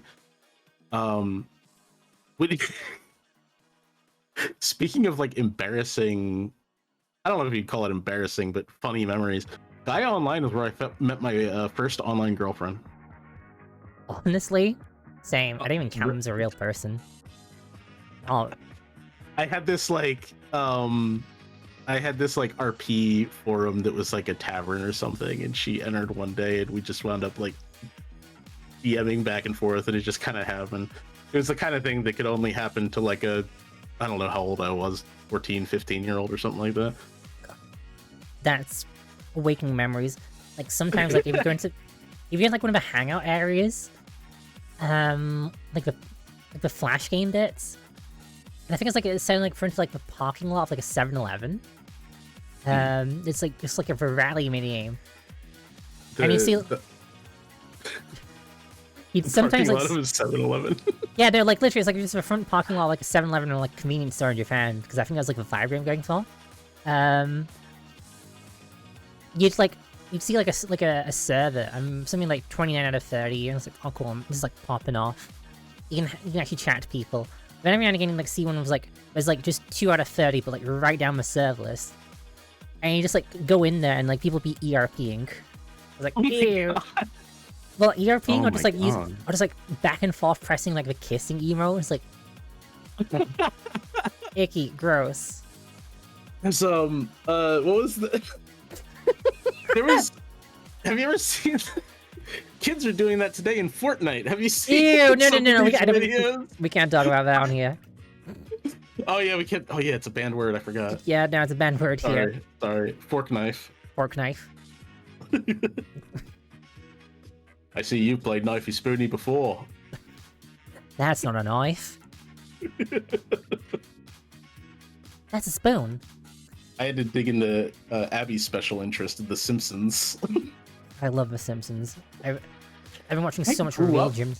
I'm watching so much real gyms at work recently. The Simpsons are definitely ingrained in me too, because like growing up, that was family night. Was new episodes of The Simpsons. Yeah. You'd all gather around in the living room. It was huge. It's so You know, thinking of it, and this is gonna make me sound like such an old head, right? What's the male version of a hag? You quickly googling. That you're supposed to be the expert. You're the hagologist. Okay, wait, hang on. Okay, so the English language stack exchange says troll, but that's definitely not wrong. The because it's an Graps geezer. Well, hang on. The male version, according to the AI, is okay. Saying yeah, AI trustworthy, that AI. Okay, I kind of like. Hang on. The AI overview is kind of cool. Like, gives us some good suggestions. There isn't a male equivalent to the word hag that has the same negative connotation. However, words like wizard, warlock, or my favorite one, curmudgeon, can be used to describe an older curmudgeon. All right, guys, this is gonna make me sound a bit like a warlock, but Excuse me, curmudgeon. Are you curmudgeon maxing? I'm curmudgeon maxing. I was gonna say that, like, the environment of, because there's streaming services and stuff now, I have to imagine the environment of, like, family TV night is a completely foreign concept. It's gotta which be, is right? wild to me to think about, because, like, I just remember the whole family getting together on, you know, weekday nights to watch the new Simpsons, Malcolm in the Middle, Frasier. I watched Frasier, but I don't know what the family did. Yeah, Frasier. Which I didn't know for years was a spin-off of Cheers. Wait, it is? Yeah, did you? Yeah, so Frasier was a character on Cheers. He was like a frequent of the bar. This is gonna make you sound like a warlock, but mend butt crack. Yeah, breastfeed him on Cheers in the 3rd season. What? That's crazy, right? Not even like that is wild to me. There's such different shows. It's crazy. He looks like a lot like I don't have a picture, but like he looks. Some of these pictures, like just him at the bar in Cheers, look like I just called him. Me and my friends just called him the guy. The guy. Yeah, and then like It's funny because I tabbed back anticipating you to send it on Discord, and I see that desert guy. I'm just imagining you talking about him now. The guy. Karaoke in Japan. One we went to has like a ton of it's like MIDI covers of like all the songs. Found a picture of the guy, and it's like the most depressed looking dude. But like, if you have like any song which is like kind of like moody, you just have that guy there. I feel like they're gonna bleed. That's perfect for that picture. Yeah, no, like it's Green Day. It's Brain Stew. Oh, it's what? It's Brain Stew by Green Day. Oh right. Oh yeah. You know what? I can imagine the beat now. Yeah. Dried up and My bulging eyes out feel my. like they're You're gonna bleed. Dried up and bulging at my skull. That is a good my song. mouth is dry. My face is numb. And you gotta go numb. Yum. Locked up and spun out in my room. Also, On hello, my Zombie own, Panda. here we go. Zombie! Oh my goodness, you'd like Zombie a lot. Zombie's had a great design. Zombie's had a great design, Dex. You'd like them a lot. Would I? Yeah. I believe you. I believe you after Yarny. Yeah, no, like, her design is so cute. Like, That's me. Hi, Slade. How you doing? Hi, Slade. Welcome in. Yeah, it is Vix Agri. Just the one. Just the one Vix Agri. Just one. It's just the one. Just one. And from my stream. We were supposed to play a game, but we just kind of been chatting as buds. Yeah, no, this has been really fun. I've been really enjoying it. Yeah. I feel a little bad because your schedule says TCG Shop Simulator, and if somebody pops in, it's just. I go off script all the time, though. Like, yeah, it was just very Yeah, do you know why you'd like? Do you know why you'd like Zombie so Why? much? Is it because they're a zombie and we spent like 2 hours talking about horror movies? Yep, well, that, but also they have a Verbet. What? They're a zombie bat. They're a zombie bat?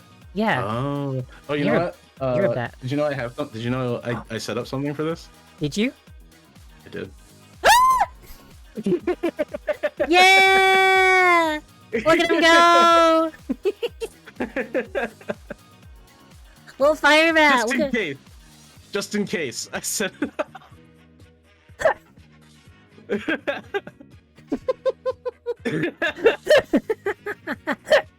Real bad hours. I should have done it when Gray showed up. Gray always bats me on stream. Yeah, I love this fire bat. I just hang on, I need to get a GIF up. Whenever like Oh no, you can't get the GIF up. bat running. I'm going back No, because I'm covering your face with my wing. Oh well, this makes this GIF even better because like I can just hang on, Browsersaurus. Oh no, she's actually showing it on stream. Yeah, of course I am. I was saying that if I had a bundle of money, it would be great to reanimate this with my bat form because you use it so much against me. No, it's not. It's covering your face now.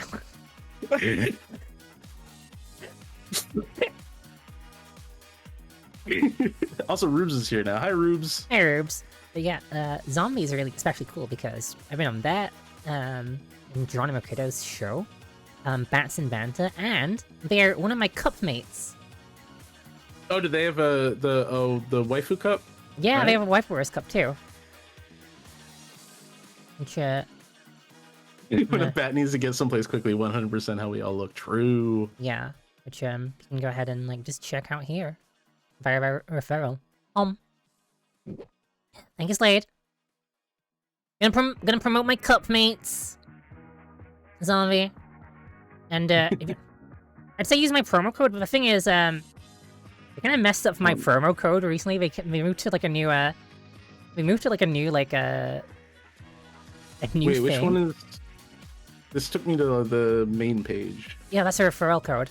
Why? Wait, Just, what? hang on.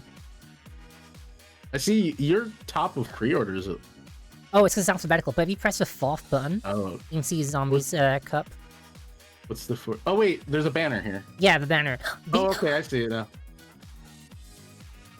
Those look good. Is there ice cream on the skull? Is that ice cream on the skull? Or is that like a strawberry milkshake zombie? Well, milkshakes are just ice cream, really, in a cup. Oh shoot, you are right. Did you turn ice cream to bread with like a flour? Flour? Oh, God, Abby, I had the dumbest thing to ask you after last night. Come on. Do you remember? Okay, so do you remember that I said I watched that old BBC horror movie from the 60s? Yeah, you watched one from like 60s. The character in that movie kept eating something for breakfast, and I couldn't figure out what it was. And it was driving me insane. Okay, my friend thought it was an egg, but the dish was way too wide and thin and shallow for that, and it looked like it had like a hard crust on the top and underneath, but with like it was like liquidy in the middle. And he was eating it with the world's tiniest spoon. And I just had I don't know if you can think of what that might have been, but it's been driving me crazy. I don't know why, but I need to know what that food was. Do you have like a screenshot of it? I can grab one really yeah, quick. please do. Also, hi, Scotty. Puppet Proctor, he's another cool VTuber. The problem is they never show it from a good angle. Who's a good VTuber? Puppet Other Proctor. than Puppet Proctor. Yeah, they are a hand puppet. They're a hand puppet? That's adorable. It's hilarious. It's been stuck in your mind since then. I can't explain the way my brain works. I can just see that dumbass gif whenever I'm checking to Discord. I need to watch one of these with you, Abby. We do. We gotta watch more stuff together. I 100% want to. Oh, here it is. It was from Whistle and I'll Come to You. It was really funny. We watched this because I watched one. I watched one before that was called A Warning to the Curious. It was from the 70s. Yeah. And me and Sully watched it together, and we were just kind of laughing and making fun of it because there's some very silly stuff in it. But a bunch of the comments were like, watch Whistle and I'll Come to You instead. So I was like, oh, this must be the better movie. This is 40 minutes of nothing happening, and then a sheet moves and the guy starts sucking his thumb. Huh? Wait. Oh. I turned right to the... Okay, hold on. You found it? Right to the... Yeah. All right, let me show you. This is the guy bringing it in. Chat, I promise this is super important. Yeah, no. Chat, we can... So that gives you an idea of what the dish looks like. Uh-huh. Right? And then, I don't know if this is a good shot, but he's like... I almost posted it in your chat. He's like eating it with like the tiniest spoon in the world.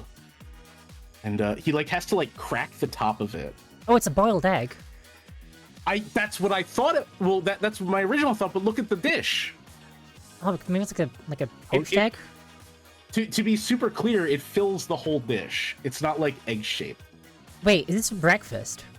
Yeah, this is for breakfast. He has haddock for breakfast. This is obviously not the haddock. The haddock comes out later. But he always has this before he has the haddock. It's like... It's just bothering me so. What's the name of the movie? It's called Whistle and I'll Come to You. Why am I bothering your stream with this? No. This is the kind of like dumb garbage where we like. Okay, I need to just like bring it up. I'm trying to find, because like there's points where when he's eating it, he's like wrestling with some not film, but it looks like shell. But he still eats the shell, which is why I don't think it's an egg. Also, the dish is not the right shape for the egg. So it's almost like it's like some kind of like cream or something that has a hardens over.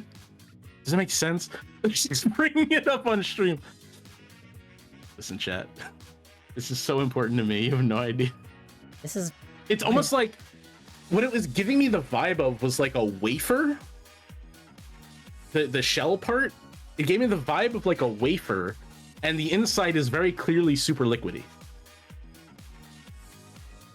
And whatever it was, he sure is enjoying it. Oh wait, this might be This might be a 2010 version as well, you know. Yeah, I know, starring John Hurt. Yeah, John Hurt. It's apparently not very good. What's crazy about the 2010 version? Mm-hmm. The movie's called Whistle and I'll Come to You. It's about a guy who finds a whistle in a grave, cleans it out, and he blows it, and then gets haunted. The 2010 version doesn't have a whistle. Creme brulee? Yeah, but this is a breakfast thing, Slade. It's like a breakfast thing, like... Vix is... Could he be eating creme brulee for breakfast? I don't think you'd have creme brulee for breakfast, would you? Because... Okay, so here's a better shot of, like, the shell clinging to the spoon. This is so stupid.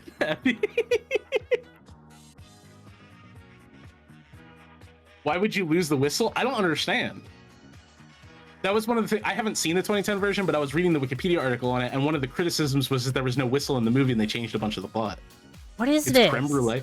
I kept thinking it would be creme brulee. Like, creme brulee was literally one of the things I thought creme brulee, when you like describe creme brulee, the thing is like, oh, it sounds like creme brulee. But when he says it's for breakfast and he has it before fish. Yeah, he has it before haddock. He orders haddock. It's very specific that he orders haddock for breakfast. Sure, you can do anything you want. I recently found out that if I want a warm oven-baked cookie from my local Wawa, I have to look in the breakfast menu for it because that's where the baked goods are.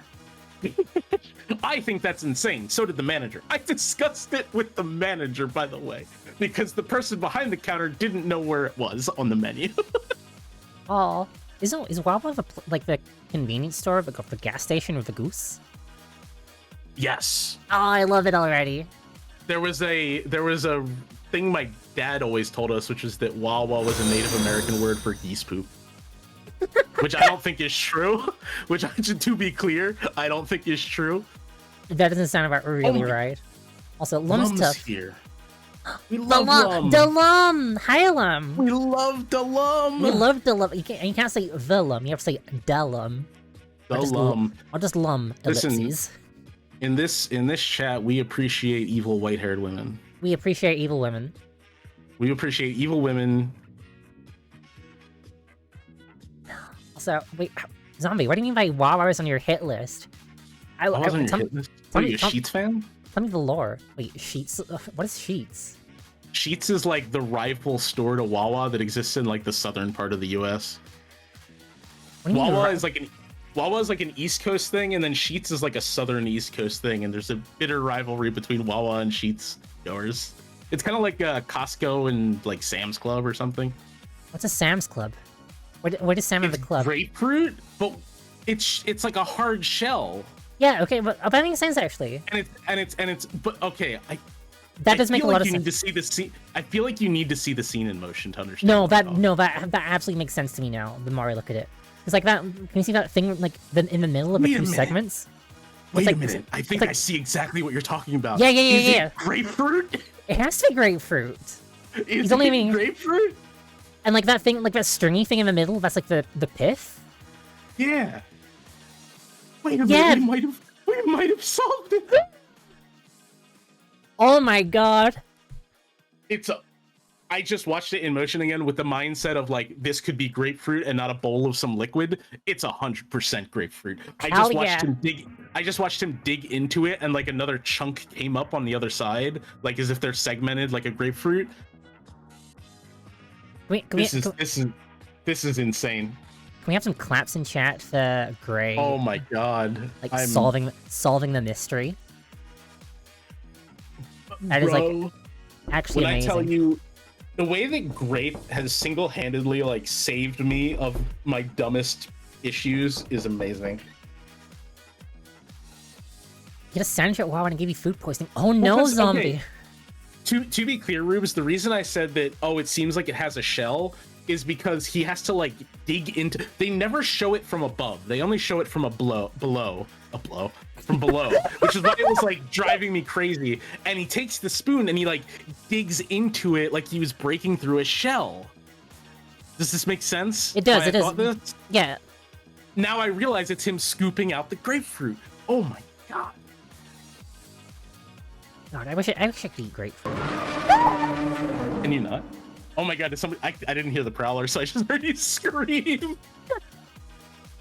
Oh, it gets me every time. I have chronic anxiety, so I always fall for the same BS. Oh my god. Can I say something? You may. I think your scream is super cute. That's why I prowler you sometimes. It's adorable. Okay, that's cute, but also mean. I think that's why everybody prowlers you. You have an adorable little like, like gasp. Okay, most Abby noises are cute. Shush. Oh. Ugh. Most having noises are cute. Even this one. Oh god, I hate that.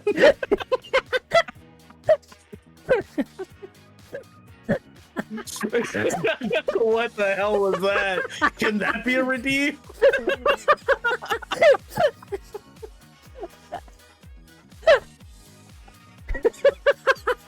Oh my god. Oh, I'm making a marker for that. Does it sound of a throat goat? No, this is the sound of like you remember Grapefruit Woman? Grapefruit Lady? Oh my god.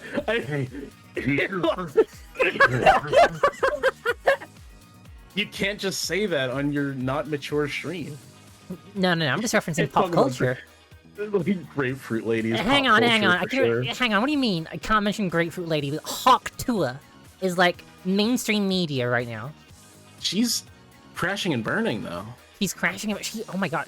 Can you believe it? She did a crypto scam? I not only can I believe it, I'm surprised it took this long. Honestly, Did you hear about the like 13-year-old who did it? what? Like got involved in the coin? Like bought into it?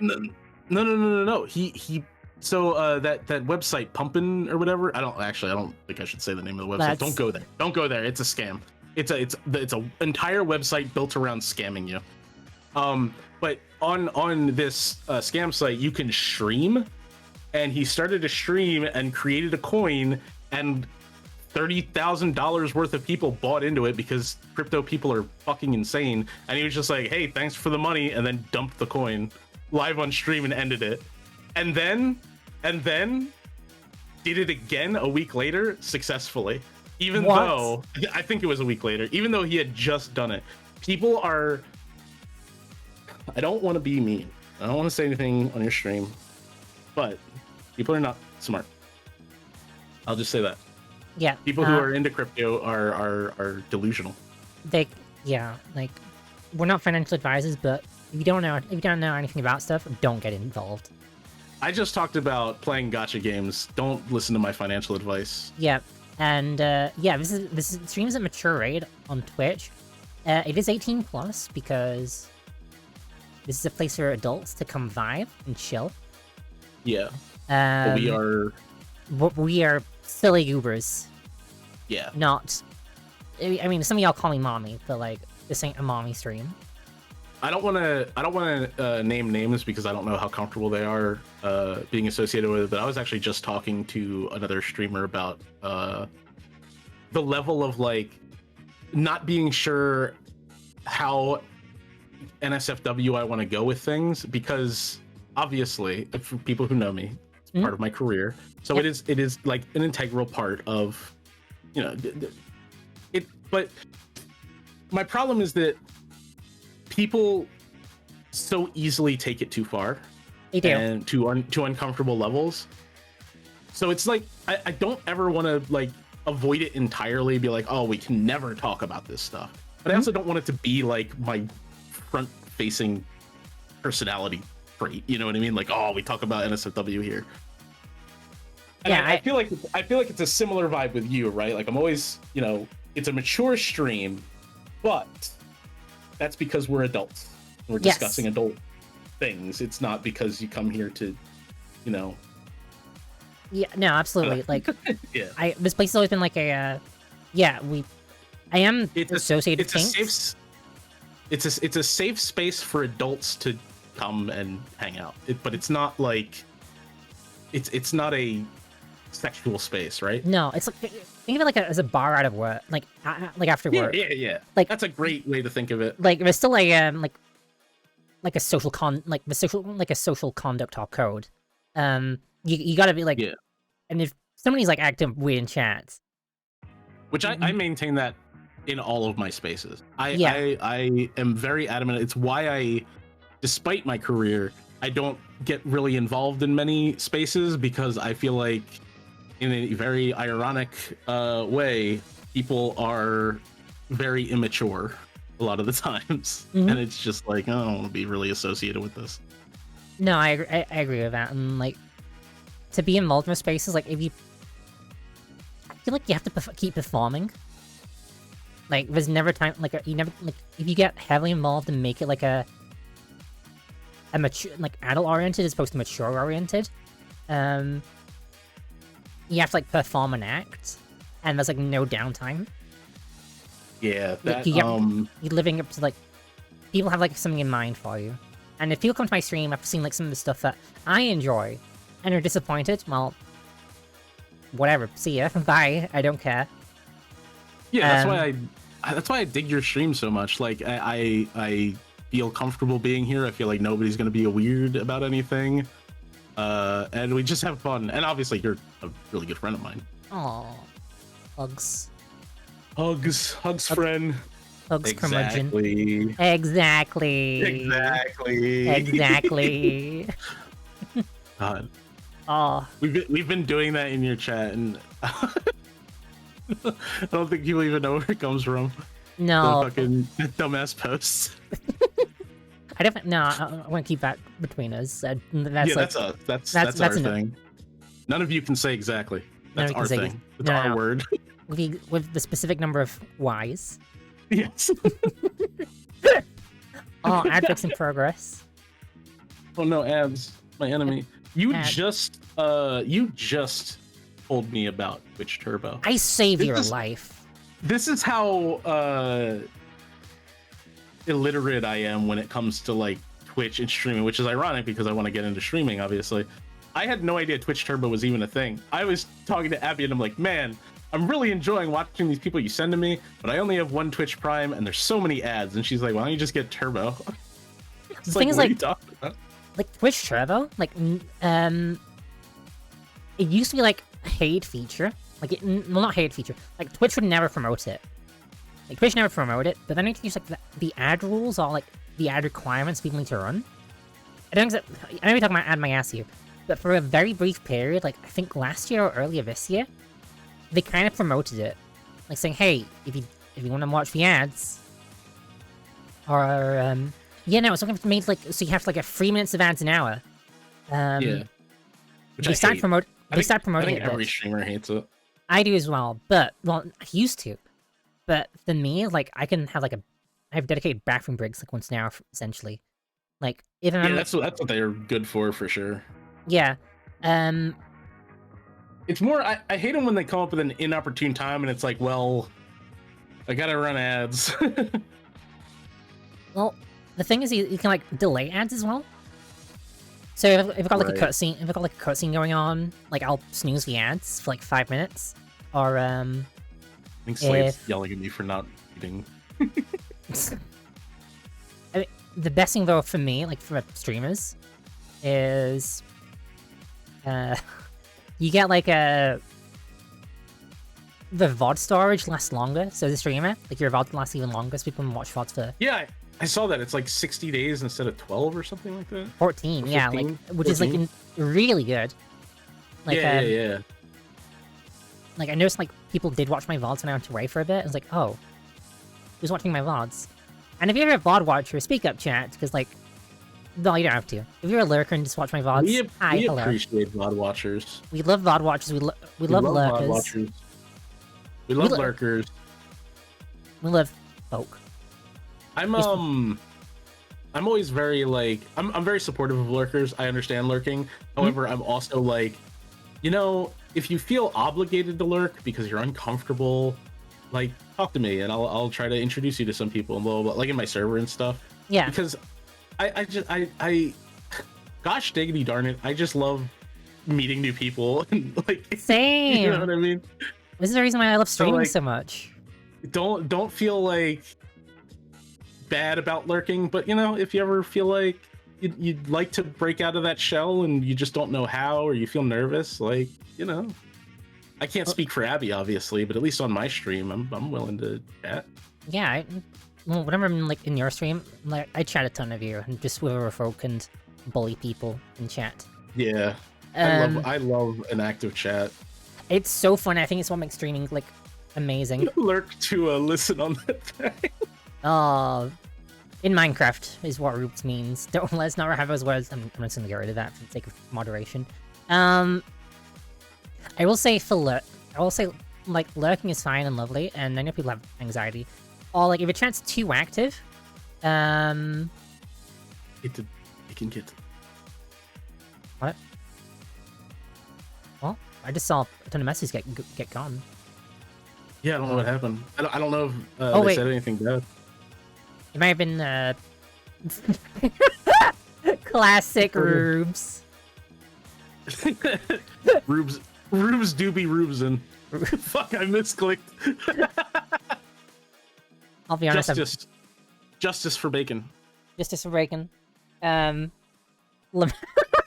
I'll be honest, I think other streams I have done this. I have the moderation icons on my stream, so I've got, like, the timeout, the ban, and the delete message button.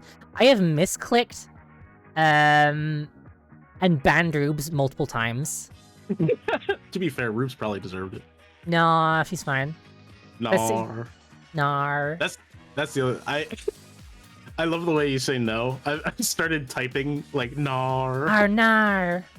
Oh nar. I've been watching so many Aussie streamers, and we're like, oh, nar. Nar. It's I don't great. disagree with Vax. I also don't disagree with vaccines. Oh, Vix. Okay, that makes more sense. Oh yeah, okay. Oh, what was talking about? I'm I don't know what we were talking about. Oh yeah, like lurkers. Like I'm approximately right about many things.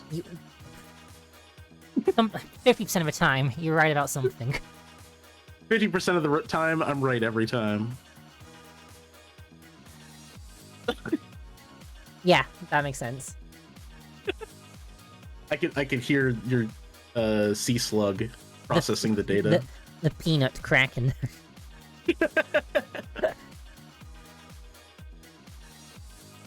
Oh. God. But yeah, lurkers are great, and honestly, like, even if it's just like, oh, I always feel bad. If you're in chat right now, I'm not meaning to call you out. I adore you, and it was so fun and sweet. That I had like a lurk who had been lurk and following me for like 2 years, and their first message in my stream was !follow age to see how long they've been following me, and it's like, you just said follow age 2 years. It was said first time message. It was like, I mean, just the second message, look. That's a 2-year, like, lurk streak broken. Oh, no! I was like, no, That's it's fine. It's really cute and sweet. Lurkers are like the unsung heroes of streaming.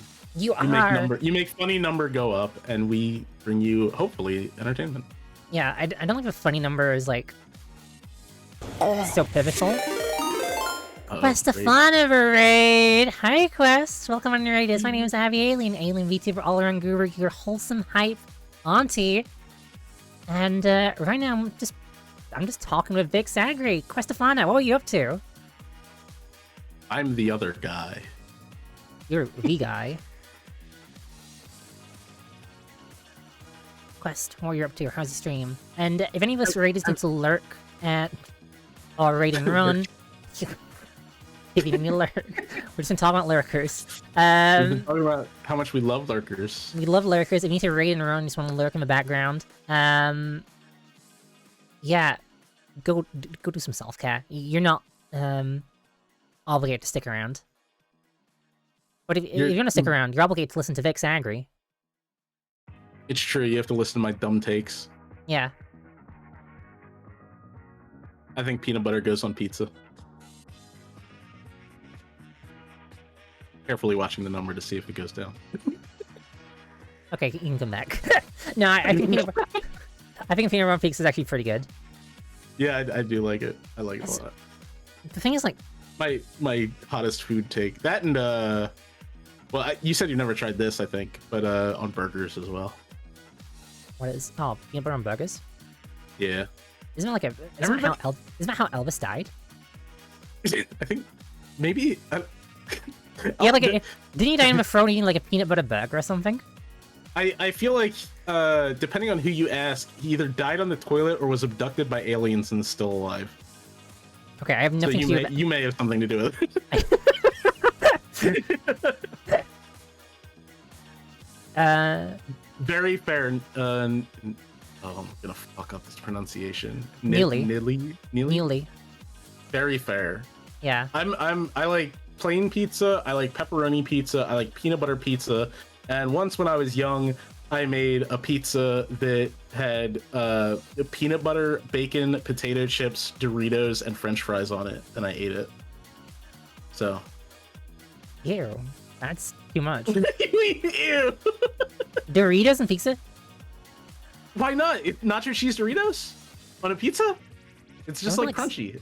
I guess so. I had God, things like, when you say peanut butter, is it just like a plain peanut butter? It's not like peanut butter with sugar in it, is it? For medical reasons, I had to swap from very sugary peanut butter to like peanut butter that didn't have sugar in it, and I vastly prefer it. Yes, I get this like natural. I think it's like natural Jif or something, but I also will get just like the kind of natural peanut butter where it's just like it's just the peanuts and the oil, and you have to mix it up every time you open it because the oil settles. And I like both. Here in the UK, like peanut butter with like added sugar is really rare. Like usually you only find it on the American stuff. Like, is it Skippy? I think Skippy is the worst. Skippy peanut butter. I've tried it one time and it's oh my god, that's vile. Skippy peanut butter is instead of peanuts and oil, it's sugar and oil. I swear to God. Yeah, it's so disgustingly sweet. I hate Skippy peanut butter. And like but Skippy, I prefer peanut butter that's very like peanutty. You know what I mean? Like I like the peanut flavor. That's why I like peanut butter. I don't really like the sugar added. Yeah, like peanut butter in the UK is just peanuts, and like Skippy peanut butter is like £6. And you can if you get like peanut butter is generally just like peanuts and like palm oil, so it doesn't split and separate. And Mhm. maybe we'll add a bit of salt to make it even more peanutty. Yeah. Um, That sounds awesome. Organic peanut butter doesn't have palm oil in it, and you have to like give it a really big stir to like bring the oils together.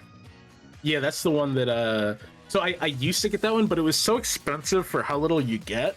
Mhm. And so I was looking into like alternatives, and one of them is like natural Jif, has like no sugar in it.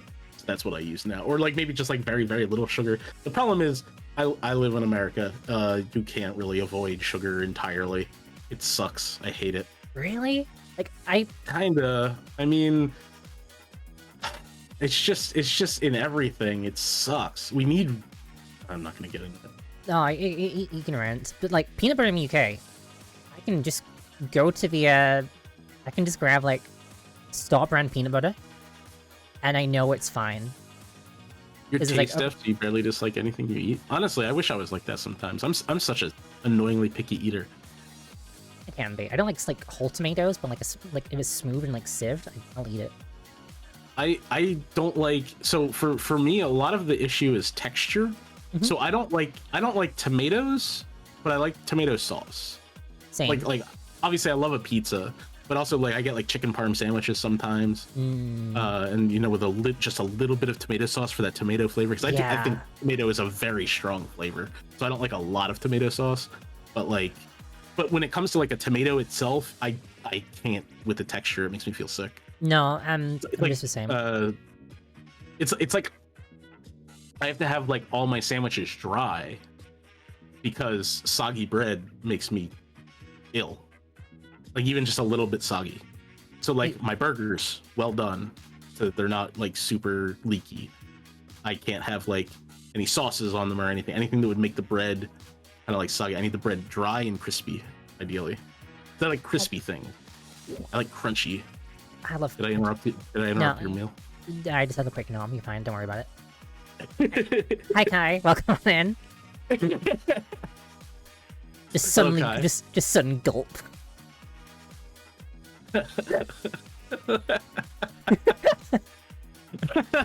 I mean, we are talking about food. Yeah, we are. Like, But like, you know how some people get like food cravings, right? And they're like, oh, I really need something sweet right now, or I really need something salty right now. today I had like a craving just to eat Rice Krispies, and I ate Rice Krispies. So like, Right. I get texture cravings where it's like I need to eat something crunchy, Mhm. or like I need to eat something. Honestly, it's usually just crunchy. I just like crunchy food. I like to crunch things. Crunchy good. Zombie time. Wait, isn't this make... Is that healthy? I was gonna say, is this healthy? Is that- Zombie, is this healthy? Are Wait a you minute. healthy? You didn't know you could get nommed? Yeah, it's one. Fair. It's a single channel point. It's my Single- daily redeem. Single channel point. It's like a daily login, except your reward is Except instead of I like don't know. 40% off platinum, you get like a Warframe moment. Warframe moment. I've never got the 40% off. I'm so mad. You know how you do it? This is entirely superstition. The longer you go without spending money, the more likely they'll give you a higher discount. Really? That's my superstition. I can't actually confirm it, Mhm. but it always feels like that way. Like I'll like hold off for a long time, and like when I log in, they'll be like, oh, 25% off, and then I won't buy it, and then they'll be like, oh, 50% off. You know what I mean? Like a week later. Entirely. mad. I can't But it makes prove sense, though. It makes sense, though. It makes a lot of sense. Like, the thing Yeah. is, like, I've had, like, moments where, like, I'll want to go back to Warframe. Bad decision. I think And with you. I have too many games to play. I really need to get back into Warframe because 1999 just came out and I'm very excited for it. Get a motorcycle finally. Oh, are you gonna paint it red and just do the Akira slide everywhere? I wish. I don't know if you can change the color of it. Wait, really? I don't know yet. I haven't Uninstalls the played game it. I don't have. Uninstalls the game I don't have installed.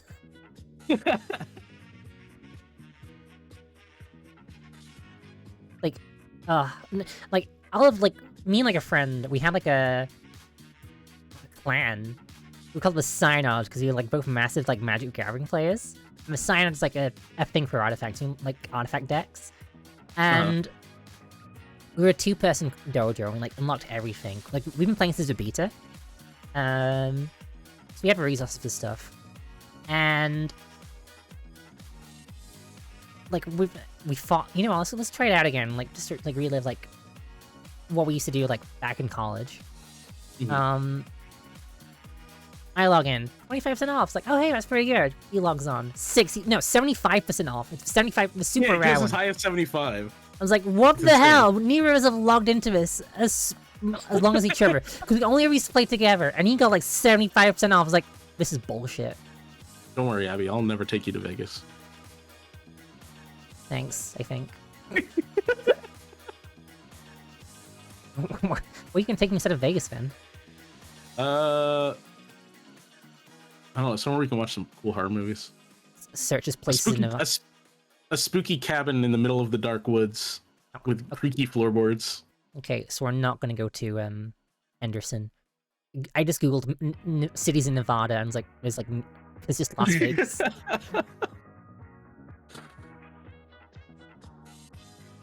I've always I've debated, like, so you know how for Halloween I have my stream is the aesthetic of like a spooky old haunted cabin. Yeah. I've debated doing other locations, but I just don't think that I could. Like, I wanted to do an abandoned hospital for one, but it's like, what would that even look like? Like, I don't think it would be super interesting compared to like the cabin. Or like in Silent Hill 1, there's an elementary school. Mm-hmm. I always thought that was a cool location too. That's the one with all the one from Kindergarten Cop. No, the one from Kindergarten. Silent Hill. Silent Hill. Yeah. Wait, did you not know this? What? The elementary school in Silent Hill is a reference, and it's even named after the one in Kindergarten Cop. Is it really? Yeah. Did you know that I forget what version of the game it is, but there's a version of the game where, because you can't show spooky dead kids, the enemies in the elementary school are invisible, so it's the hardest version of the game. Wait, because you can't see the enemies. Wait, really? Yeah, I forget if it's the American or the UK version. It's like one of the two. But like, instead of removing the enemies or changing them, they just made them invisible.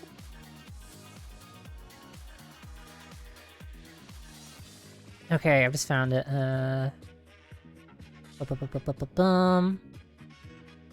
Larval Stalkers. The pound. Yeah. Oh, it's the European version. Yeah. I'm just looking at it. I was like, the GIF is so funny. Hang on. The GIF? Is there a GIF? I'm on the Silent Hill wiki, and is it the one of the stalker just walking around in a circle? No, it's one where it was just one of them, like, hang on, copy image, paste it. It's like just walking towards Harry Mason, but it's like a black blonde. So good. Wait, have you seen I wonder if this will work. Probably not, because file types for... No, it's just an image, but the one walking in a circle from the beta is really funny too. I like this one where it's just like tripping and it's just on its face and Harry's just staring at it. It's so good. Oh, it's such a stupid thing. It's so stupid. Oh. They were in the movie briefly. Were they actually? Yeah, when she first like enters Silent Hill and it turns dark for the first time, she gets the little larval stalkers start crawling all over her and screaming, and then it turns back to the fog world and they disappear. Ah, okay. Have you not seen the movie? No, I think I've watched. Yeah, I have watched it. I've shown it on. Yeah. I have seen it with you. I just can't remember them. She wakes up and Johnny Cash is playing. Okay. Burning Ring of Fire.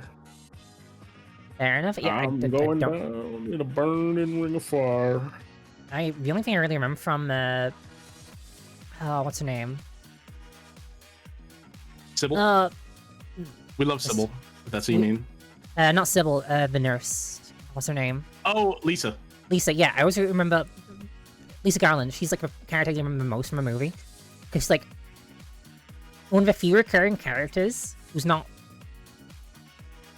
awful in, like, every game, pretty much. She's, well, she's only in the first game. She's in 3 as well. She's mentioned in the others, though. I wouldn't be surprised if she was in 3. That's a good point. I was actually talking to my friends about Silent Hill and how I've never actually played 3. Don't judge me. I played 1, 2, The Room, and Homecoming, and I think that's it. She's in Shattered Memories, too. Do you want to see what she looks like in Shattered Memories? Oh, Shattered Memories makes sense because it's a remake of the first one. Wait. That doesn't look like Lisa. There's a visual novel of Silent Hill, too? Oh my god. Wait. The Game Boy Advance? What? Yeah, it was like a visual novel that only ever released in Japan of Silent Hill 2. That's sorry, an adaptation of Silent Hill. It was a visual novel. And the Incubus looks like... Oh, I need to bring it... Hang on, let me bring this up for chat. Oh my god. That's... Oh, okay. Look at it. I'm sorry, chat, you're not seeing this. Wait, digital trading... There's digital trading cards as well in it? What? What is this game? There's a PC port, too. A freeware fan-made adaptation. Hang on, can you play this online? Have you ever seen gameplay of the... I want to say it's Game Boy Advance, but it could be... I think it is Game Boy Advance. Of the Resident Evil one, Resident Evil Gaiden, on the boat. Oh, yeah. It's wild. It's such a wild... It's like terrible, but it's like a wild idea for a game. It's a freeware version of the Silent Hill novel. Came out 5 years ago. You gonna play it on stream? Want it? Get spooked? Get spooked? There's a boiler puzzle in the visual novel? Oh, okay. A boiler puzzle? You gotta love boiler puzzles. Hang on, chat. Let me show you this, like, box art. This is, like, wild to me. Hang on. Reset transformation. Transform, reset. Make you smaller. You call me your bubby buddy? Did I? In your title, I just saw. Yeah, you're my bubby buddy. Love the smell of ink and talking horror movies with my bubby buddy. Yeah, my bubby buddy. Ooh, bubby buddy. Bubby. Harry and Sybil. Yeah, and the Incubus demon, kinda. Well, is that an Incubus demon or is it just a moth? And like we're kind of based on. I don't remember. I haven't played Silent Hill 1 in a long time. I'll be honest, I remember I got the like true ending or whatever, the good ending where you save Sybil instead of killing her, and then it changes the opening cutscene where Sybil replaces his wife. I always thought it was kind of weird. Hang on, let's make this bigger. I can't tell that is the Incubus demon. No, that's just a moth. Okay. Or some kind of bug. Maybe it looks like a moth. It's got like the fuzzy antenna. You know what I mean? Say nothing. Your text was disabled. Oh, how's disabled, Slade? Wait, if your text was disabled, your Xbox? You can't. Wait a minute. How'd you send a message? Wait a minute. Why did it take both of us that long to figure that out? Because we realized it at the same exact time. We're not gonna meet the allegations. We're not gonna meet the allegations? Yeah. On Silent, let's go back to Silent Hill. Wait. Don't we want to beat the allegations? I'm saying we're not gonna, like, at this rate. Okay. Yeah. I gotta say something about Silent Hill 4. The Because room. of the allegations. Yes. Silent Hill 4 for room. Yeah, go on. What's his name? What's his name? Oh, God, I forgot his name. The main character? Yeah. John Room. Henry Townsend. Yeah, Henry Townsend, that's it. Henry Townsend and Walter Sullivan's the villain. Who was first mentioned in Silent Hill 2. Yeah, I remember that one. Silent Hill 4 room. Henry Townsend's apartment. I want that so bad for myself, IRL. Big nasty hole in your bathroom wall. No, well, without that, but like, you have a layout. Yeah, where there's like the living room and the kitchen are in one room, and then there's like the long hall to the bathroom and the bedroom. Yeah, you have so much space. You know, like a little closet to like store extra stuff as well. Yeah, well, you gotta make room for the ghosts. Yeah, you do, and the candles. I think Slade's throwing a tantrum. Are you okay, Slade? Okay, Slade? Oh, we're using, Good, bud. using blush. I think we're fine. I think we're fine. Oh, okay. Yeah. Oh. Yeah, I'm having fun. I'm having fun. I love don't, this. I don't know if I mentioned, because I told you I was like, oh yeah, I gotta work today anyway, so I'll just like pop on and we'll chat or whatever. I haven't gotten a single thing done since we started because I've just been having so much fun talking to you. Honestly, same. Like, I don't get to talk horror too often. Like, it's only of you like I talk horror stuff with, and it's a real treat. It's like, you know, the first game I streamed was a horror game. Stream What was it? World of Horror. What was it? Oh, I love that game so much. So fun. It's so good. I'm a big Junji Ito fan, so like Same. the art style instantly was like, oh, this is such a cool idea. It's like, oh. I've gotten more into Humber as well, like horror Steam Umbra. tier. Umbre. I do like Hombres. You don't like the 'cause spoops? Rubes? when Aw, that's I- valid. Oh, that's fair. Because when we met, I had no idea you were a streamer. So I got into your streaming late comparatively because we were just buds. We were just chatting, and then I think Sally was just like, "Oh yeah, she's a VTuber, by the way," and I was like, "What?" No. Were you like what? Oh, like what? Because Bar? you're all caps what that you tend to do. I do. When people say things about me that are untrue, which Hello. is my no, I can't say that. I have that war emote with the cat. War? Wow. Oh, I'm looking at Why- Steam games again. Horror games on Slade- Twitch. Slade posted an emote of you getting sprayed by a water bottle 5 times in a row. Yeah, that's fair. Very fair. That's Very fair. This is a horror game. Hang on, I need to get. Let's just show Steam. Let's just bring up. Let me bring up the browse window. SSR Wives, the murder of my winter crush. This looks like. Look at the male character on the second page. Is that not just like an extra chibi version of Leon Kennedy? On the second page? Yeah, on the second image. Oh my god, that is it's just Leon. It's just Leon. It's like a baby Leon. It's like a hot clown girl too. Well, what? It's like a hot clown girl. Yeah. I can't do it with clowns. You don't Clowns like scare clowns? me. Like This is a pattern. This is a pattern maybe, but I saw it at way too young of an age, like the old okay. TV one.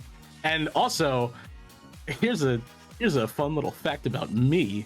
I found out in my later years. So okay, this requires a tiny bit of setup. So indulge me really quickly. I started reading Stephen King. My mom has always been a Stephen King fan, and I grew up reading like R.L. Stine, who was like Kitty Stephen King. You know what I mean? Yeah. I didn't start reading Stephen King until high school, where our class had been given a assignment. It was like, pick a book on this big shelf of books and write a report about it. Mm-hmm. And I got up there last for some reason, and there weren't many options left, but one of the options was Stephen King's It, which I remember seeing as a kid. And like, at the time, it scared the crap out of me, terrified me. But I was like, I've never read a Stephen King book before. This is a really big book, but if it's interesting, if you don't know, It is Stephen King's longest book, second longest book, second only to the unabridged version of The Stand, which was the second Stephen King book I read. I started deep. But so I was reading it, and I was getting to passages that were feeling really familiar, even though they weren't in the movie. Like, I was able to like mentally finish the sentences in my head that I was reading. And I was like, this is really weird because I've never read this before. So I talked to my mom about it, and she tells me, oh yeah, when this book came out, I had just had you a little bit ago, like you were still like young, and I wanted to read it. But I had to take care of you. So I used to read it to you as a bedtime story when you were a baby. What? So that I would have the time to read it while still taking care of you. She just casually revealed this to me, and And I'm like, man, wonder if that had any effect on my development. No shit, it did. Now, keep in mind, she assured me that she didn't read out loud any like gory stuff or anything like that. But I was a baby. It didn't matter what she read. Her voice would just soothe me to sleep. And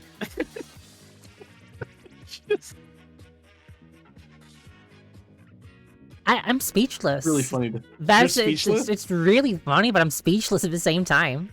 It's fine. I turned out fine. Yeah, you did. Just forgetting to eat breakfast.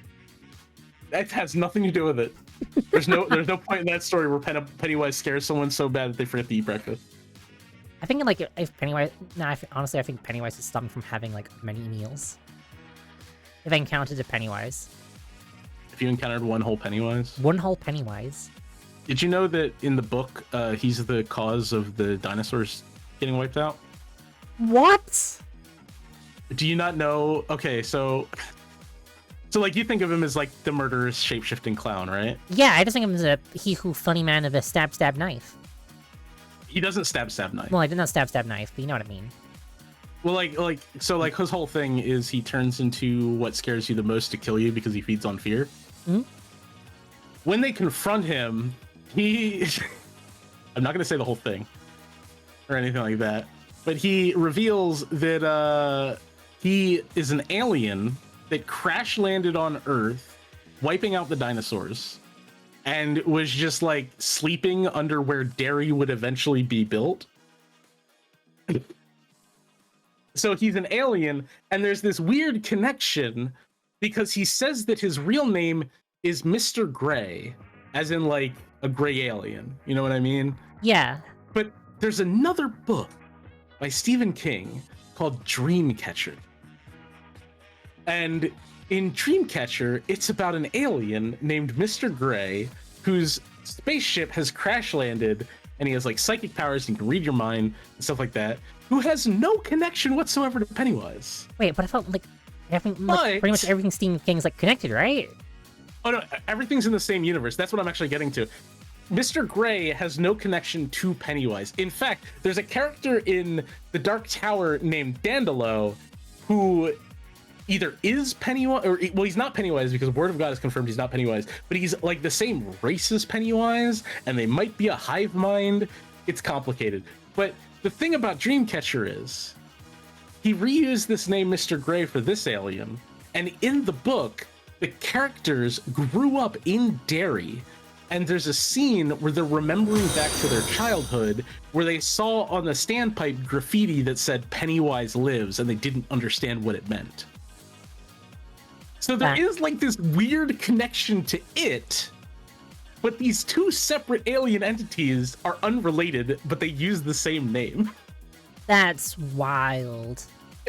Weird. I love Stephen King. Install He's and such look for little hiding fingers for follows. What do you believe, Ace? What are we? No, you're fine. Like I'm enthralled. I'm very distracting. I'm sorry. No, don't worry. My thighs appeared behind your head, so I realized I got taken out of it for a second. Oh yeah, have you not seen my follow redeem? My follow animation? No, I have. It's just usually people ask for permission. You know. Huh? Your thighs around my head. Anywho, Alien version of John Doe? Yeah, maybe.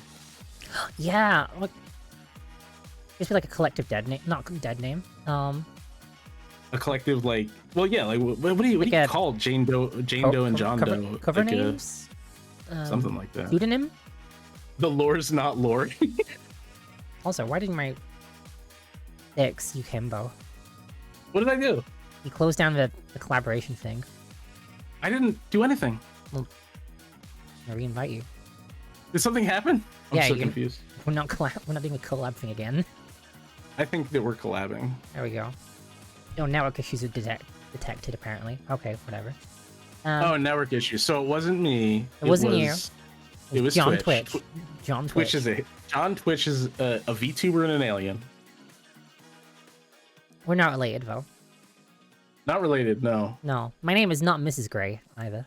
That is like one of the more random messages I got from you out of nowhere. The CEO of Twitch is a VTuber, by the way. Oh yeah, that's like a VTuber awards you pay to like present an award, and like yeah, John He Clancy was is a a VTubing cowboy. yeah, a VTubing avatar for himself. I'm gonna be honest, Abby. I'm looking at the pictures from this game, the SSRY's Murder My Winter Crush. Those dogs look sick.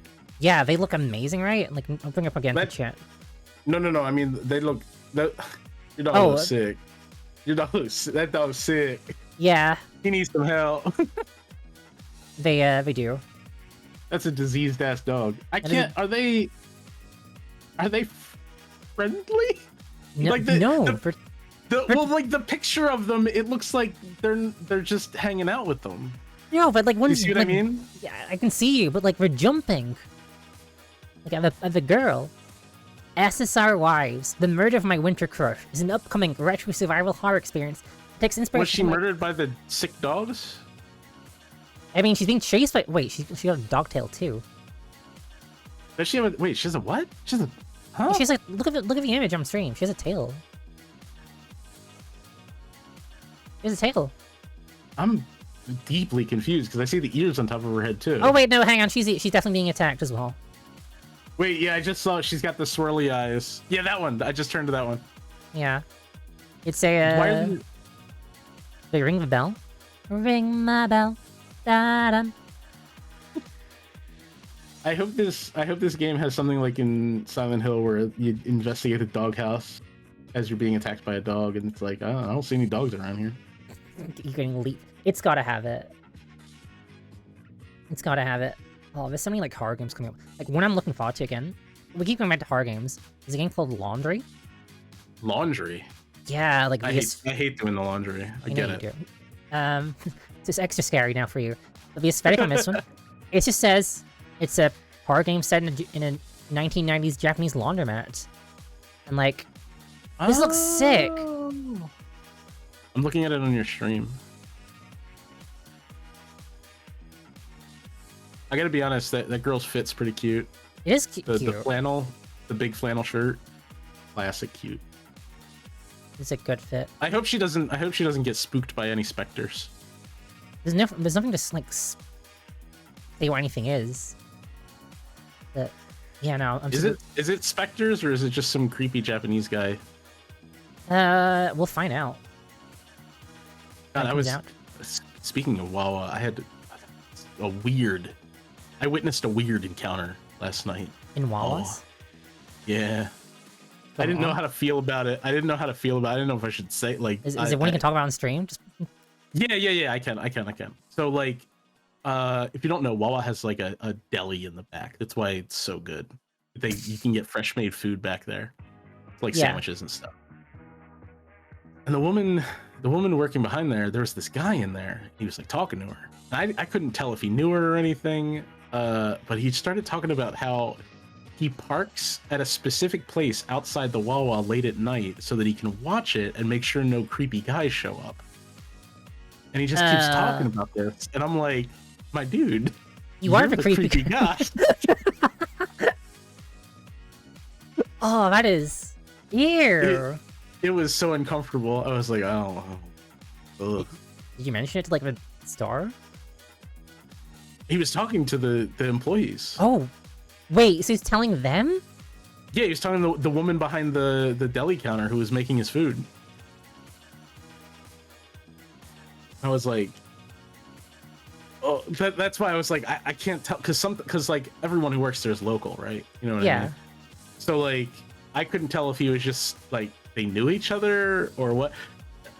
It's such a difficult social thing to navigate. You know what I mean? Yeah, like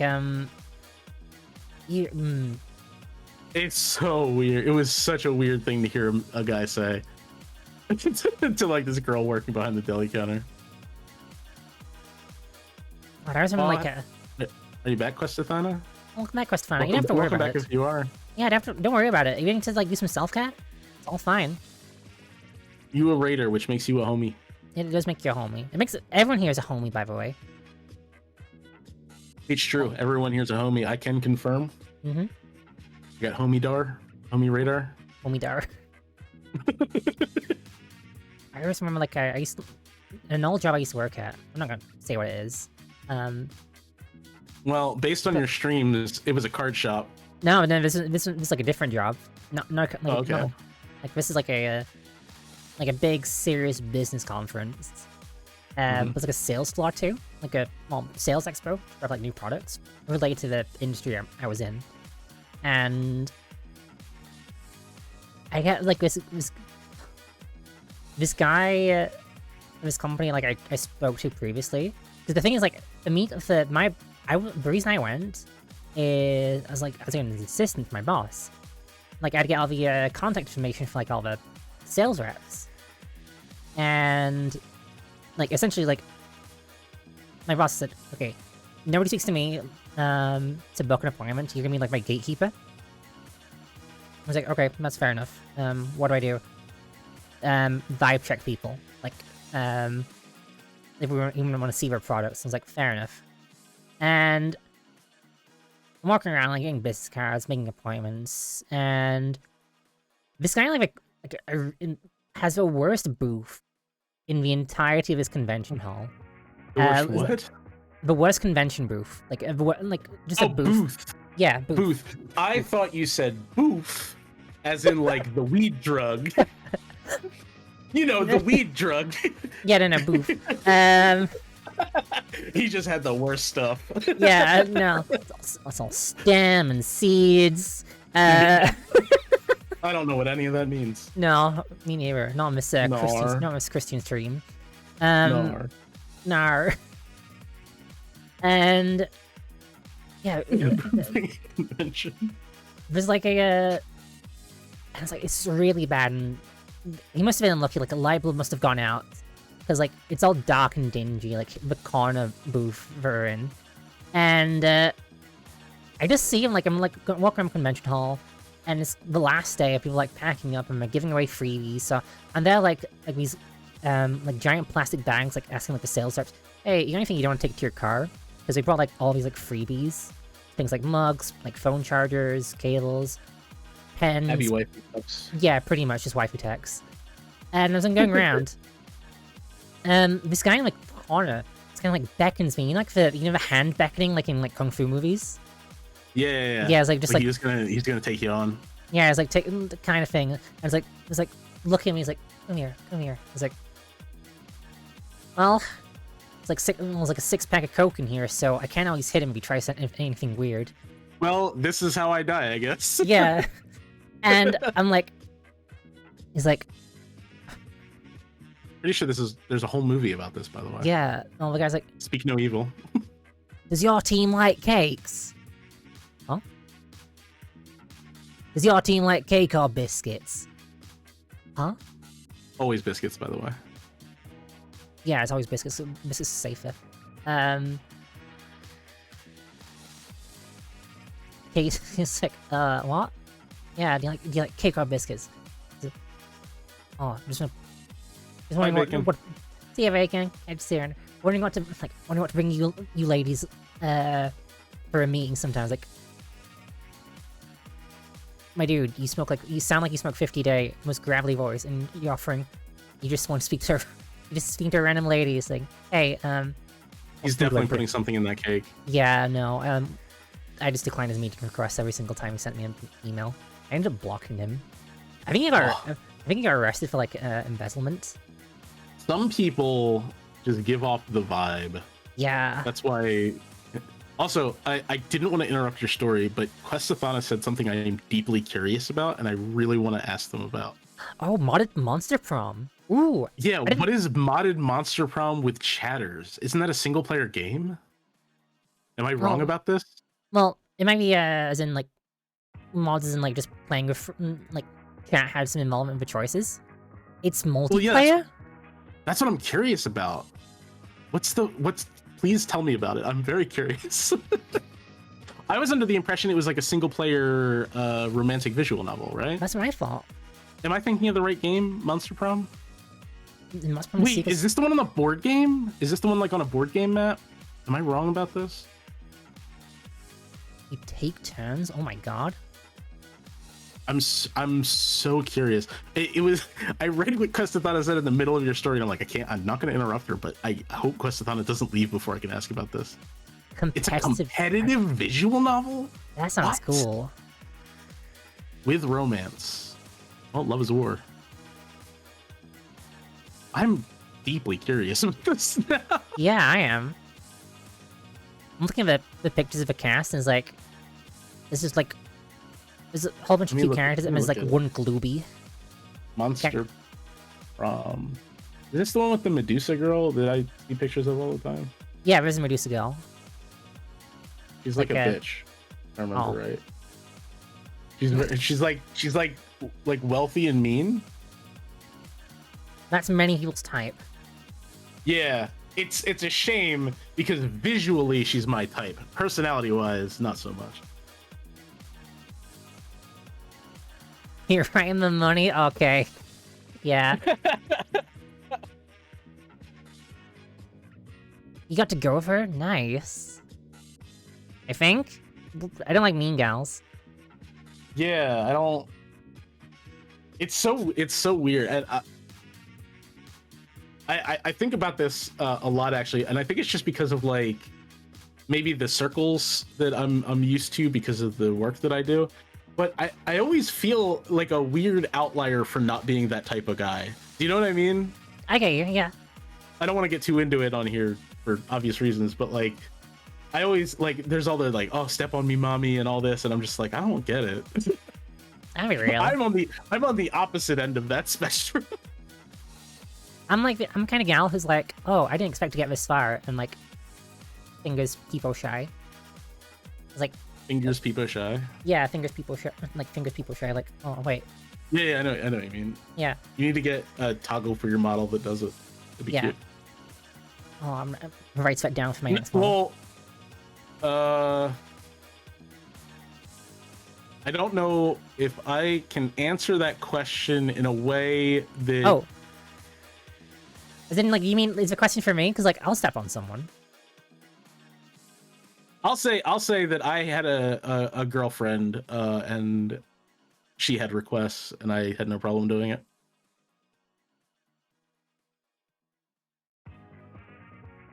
Hey, nice. Working positive here. We don't know too. Is it like? Never mind. I'm not gonna. I had a genuine question, but it's not. You can ask me. You can ask me.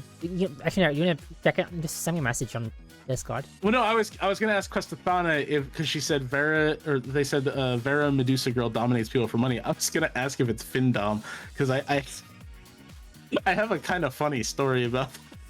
Did I tell you I used to do that stuff? Did you? Yeah, I used to be a Findom. I'm gonna be honest, it seems like an easy way to make a living. It is. I mentioned a story on stream before.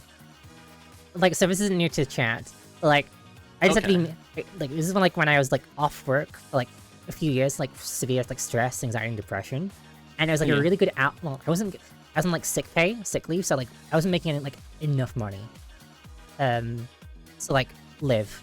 So it was, like, for a few months, just, like, it kind of, like, fixed, like, financial issues I had. But I only lasted 2 months doing it because the guy started asking me to, like, say some really mean things about his, like, his family. I was like, this is kind of messed up, my dude. I can't do this. This is like, see, okay, can I?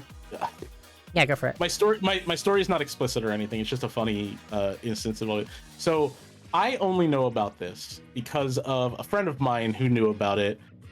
Because of a friend of hers, and we thought it was like such a wild concept. Like neither of us had ever even heard, like imagined anything like this. And so we used to just like talk about it every once in a while, right? This is the context you need for what's going to happen.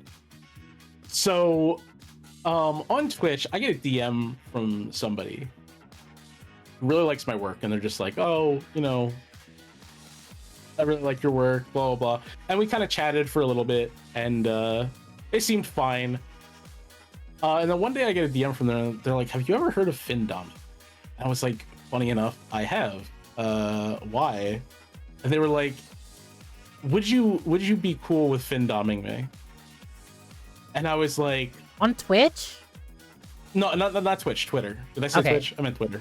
And I was like, there's a part of me that, like I said, I was like, oh, this seems like easy money. There's another part of me that felt deeply uncomfortable at the idea of taking advantage of someone like that. Yeah. For obvious reasons, right? Like, I'm not saying that, like, you know, whatever, do what you will with your money. For me personally, it was like, do I feel comfortable doing this? Yeah. So I contacted that friend, and I was like, hey, like, you know, remember when we were talking about all this and blah, blah, blah?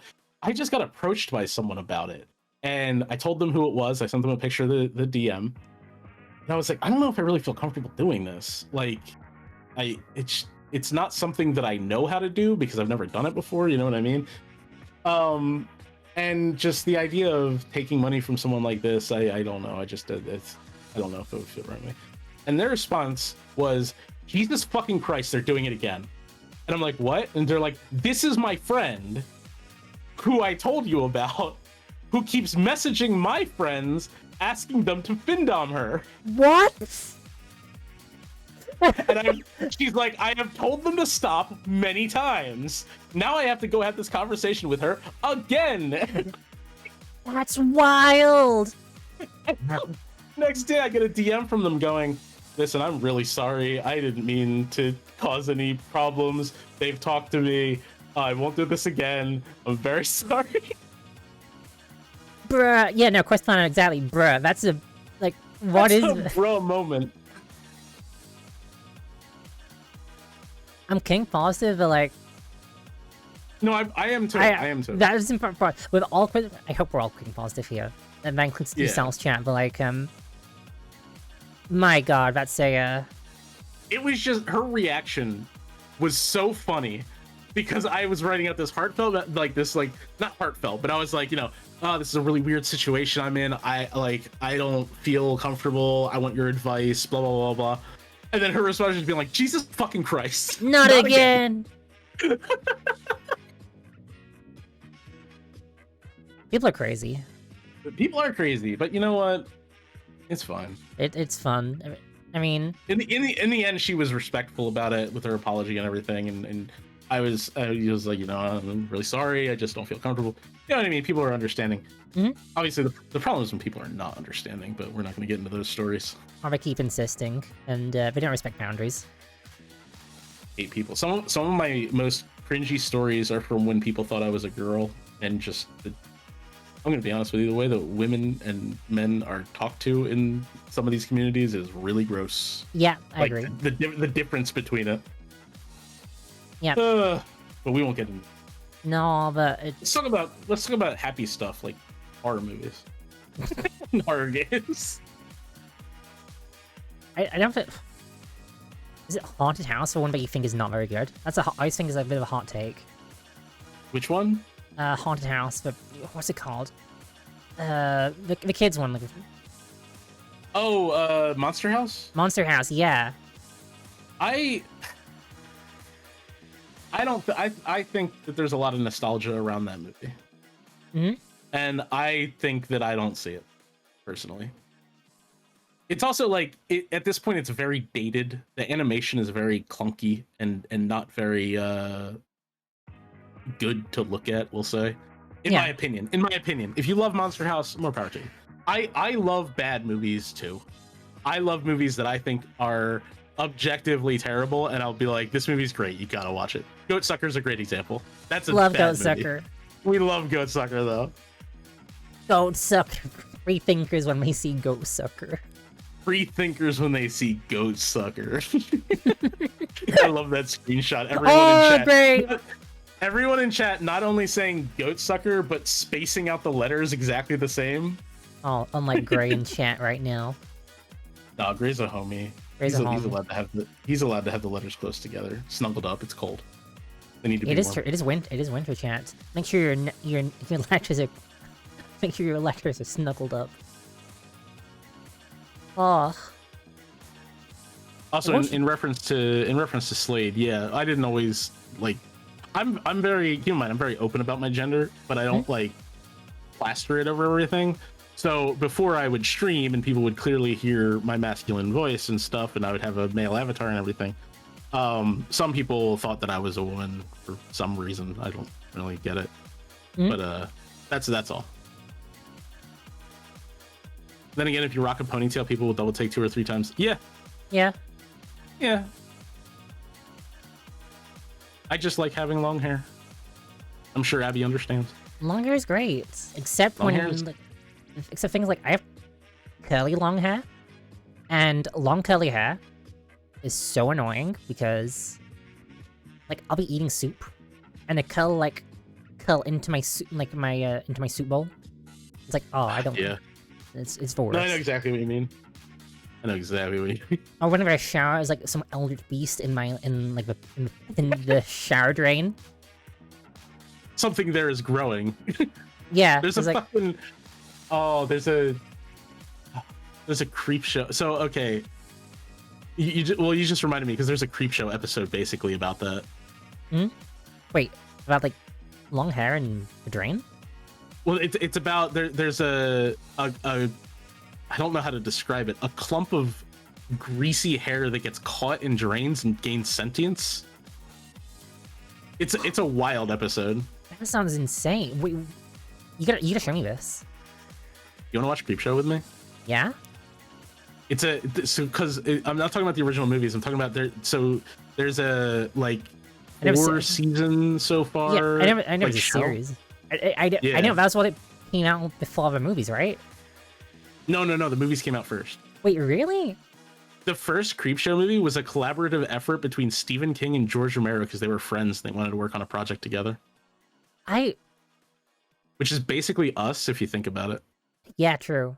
Wait, which one of us is which? Who's George Romero and who's Stephen King? I'm a big Stephen King fan. I can be Stephen King, and then you can be George Romero because you know the zombie bat.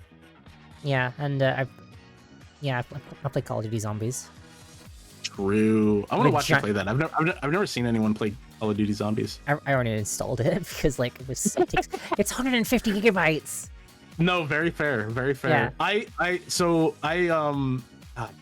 Somebody bought me my friend bought me Okami HD, and it's 26 gigabytes, and I'm like, this is a fucking PS2 game, guys. It's a Wii game.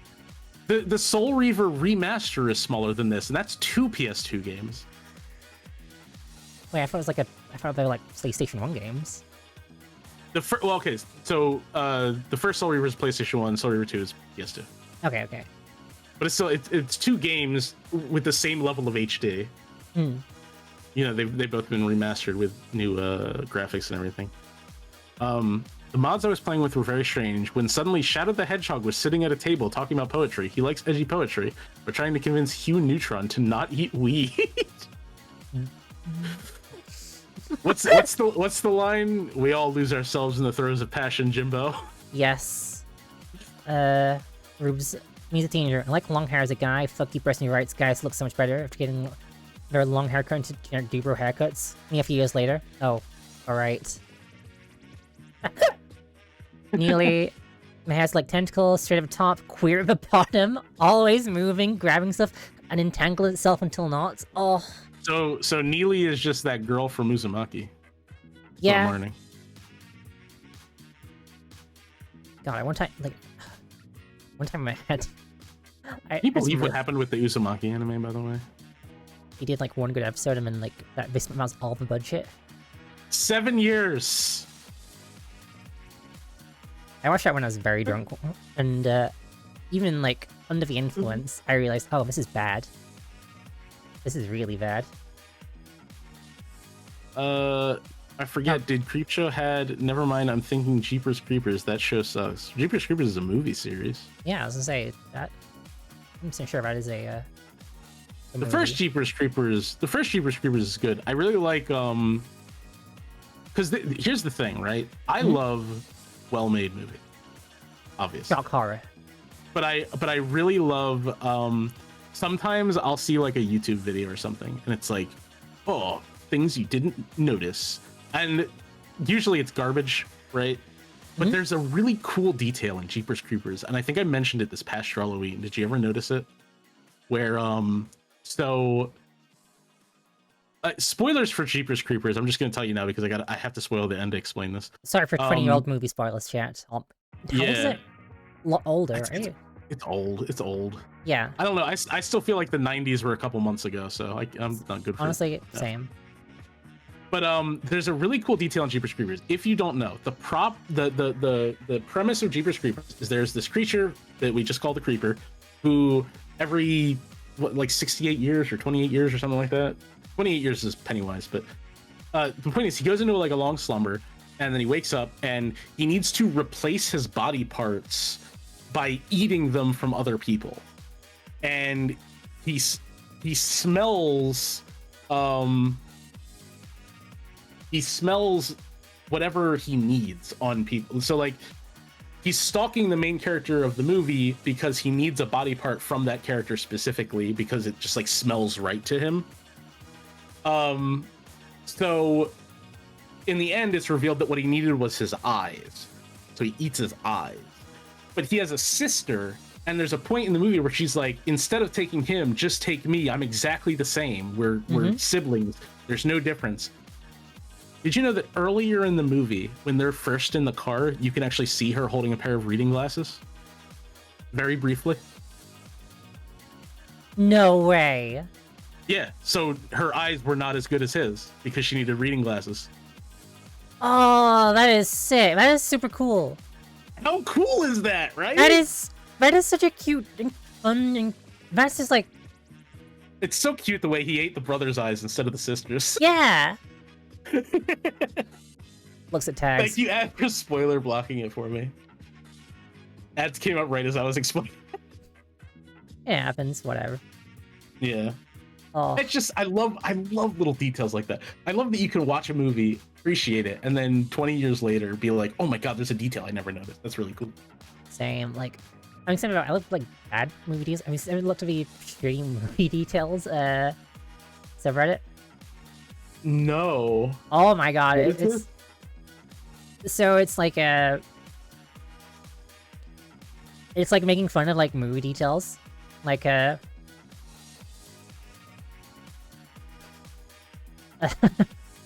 Love Actually 2003, I asked my wife who is Carol Singers the first time we watched this, and now she makes fun of me every year for it. In Van Helsing 2004, only Anna's address appears, meaning that all of your clothes are vampires too.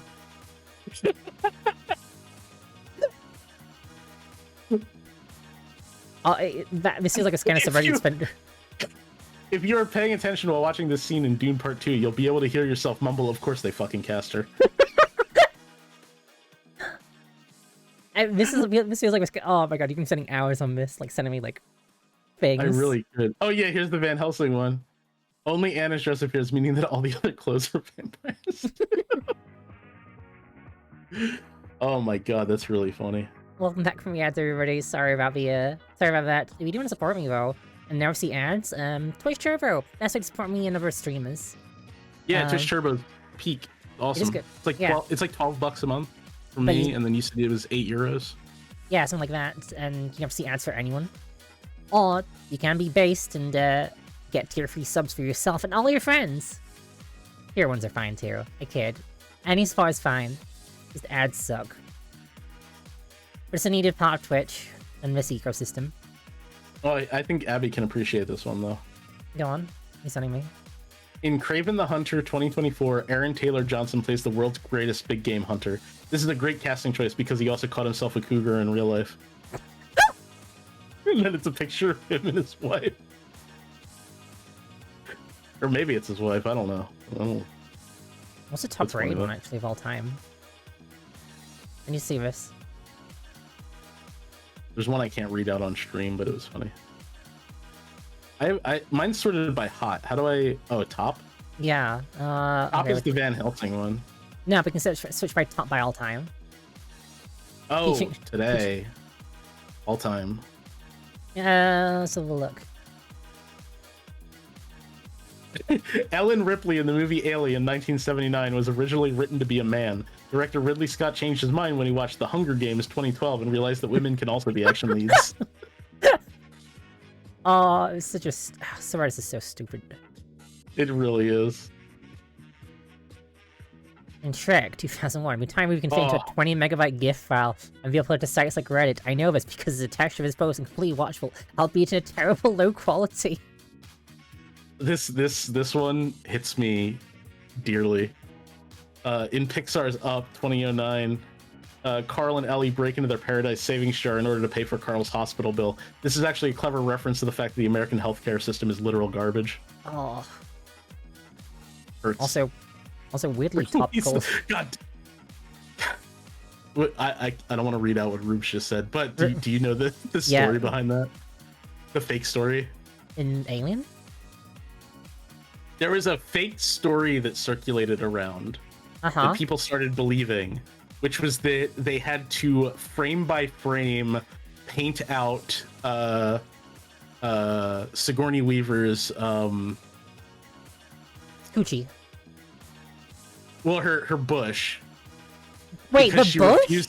Because she refused to shave when she was in the scenes where she was wearing those like little space panties. Yeah. It's a fake story, to be clear. It's not real. That would be insane. But a lot of people started believing it, and then they were doing hashtag release the minge cut. Sir. In Avengers Endgame 2019, Scarlett Johansson throws herself off a cliff so she doesn't have to be part of the girl power scene. Oh god. Yo, Smiling Friends? Great show. Smiley Friends is a great show. A great show. I'm still trying to convince folk to watch it. It's like, I think it's so weird because I think it's a great show, but I think it's a hard sell. Because if you're not already familiar with Zach and his comedy, I feel like it's how do you explain it? The thing is, like, when I went to Japan, it's like, oh hey, it's a cutie. Oh, and also Abby's like, what? Whoa, Army is here. What's up? And she's calling you cutie. Wait, what? Yeah. I missed that. Oh hey, it's a cutie, and also Abby is here. And also Abby is here. Oh, thank you, Armia.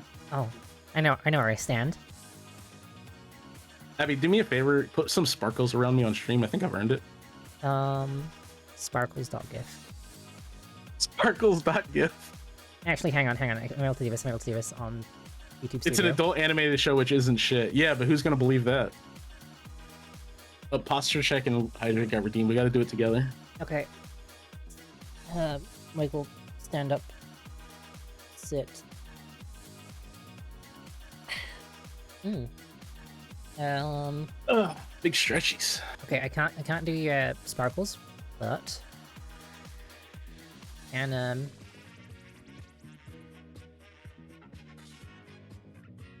I can do that for you. Very fair.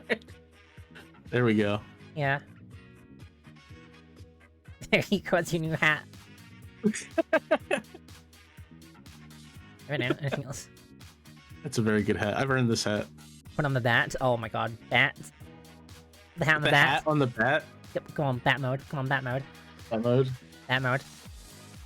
I clicked Yeah. Love it. that. Yeah. It has the problem that so many people, at least for the first season, had completely different favorite / least favorite episodes. So it's hard to say, no, this is the best episode that'll make you love the show. It really is. That's part of what I mean. Is it's like, so. For example, my friends that I do stuff with, one of them is already a Zach Hadel fan, so he watched the show and like we love it. It's hilarious. The other one has no idea who the fuck Zach Hadel is, and he's like, and so it's like, how do we pitch this show to this guy? It was just like, because every clip out of context. Well, for one thing, it's hilarious. For the other thing, for another thing, it's I don't know. It's just like the jokes are cohesive in the world of the show, and I feel like they're less cohesive outside of, like, how do you tell someone that, like, a guy repeatedly saying, I was hoping that we could play Burnout for the PS2 and smoke weed and drink Diet Pepsi or whatever he says. Diet Dr. Pepper. Diet Dr. Pepper is like one of the funniest fucking things. Like, you know what I mean? It doesn't make any fucking sense unless you watch the show. Like, I was just talking to a friend about it, and like, he hadn't seen it. And is it? I just like he just said, like, but what? Like I can't remember context. Like whoever. I was like, oh yeah, they have a Renaissance man. Oh my god, the Renaissance man. A Renaissance man. What do you mean Renaissance man is? Did I not mention Renaissance man earlier? I said, yeah, except they're in town. It's like what? What are you talking about? Like, they'd never seen it. And I think the closest thing to now, this is obviously I almost said objective opinion, subjective opinion. I think because it's so relatable, I think the best like single scene, if I were to pick one to show someone to be like, yo, you should watch this show because it's pretty funny, is Alan talking to the store clerk with like 6 arms. yes, You know what I'm talking about? Yes, because it's so relatable. It's so relatable. I agree entirely. Just talking about staples and It's just what man? What do you want? I was busy.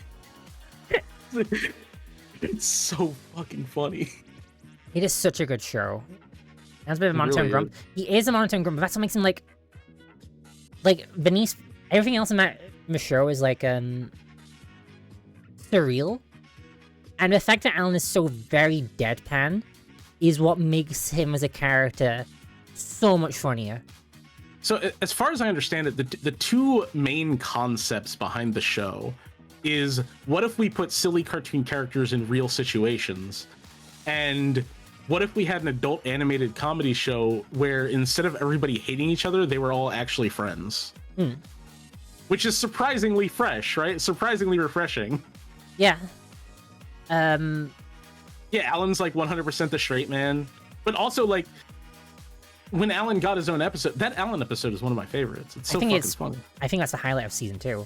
I think season 2 was a bit weaker than season 1 overall. Agree. But it had some really high highs. Yeah, and the that stop fighting meme, I think it's transcended the show as well.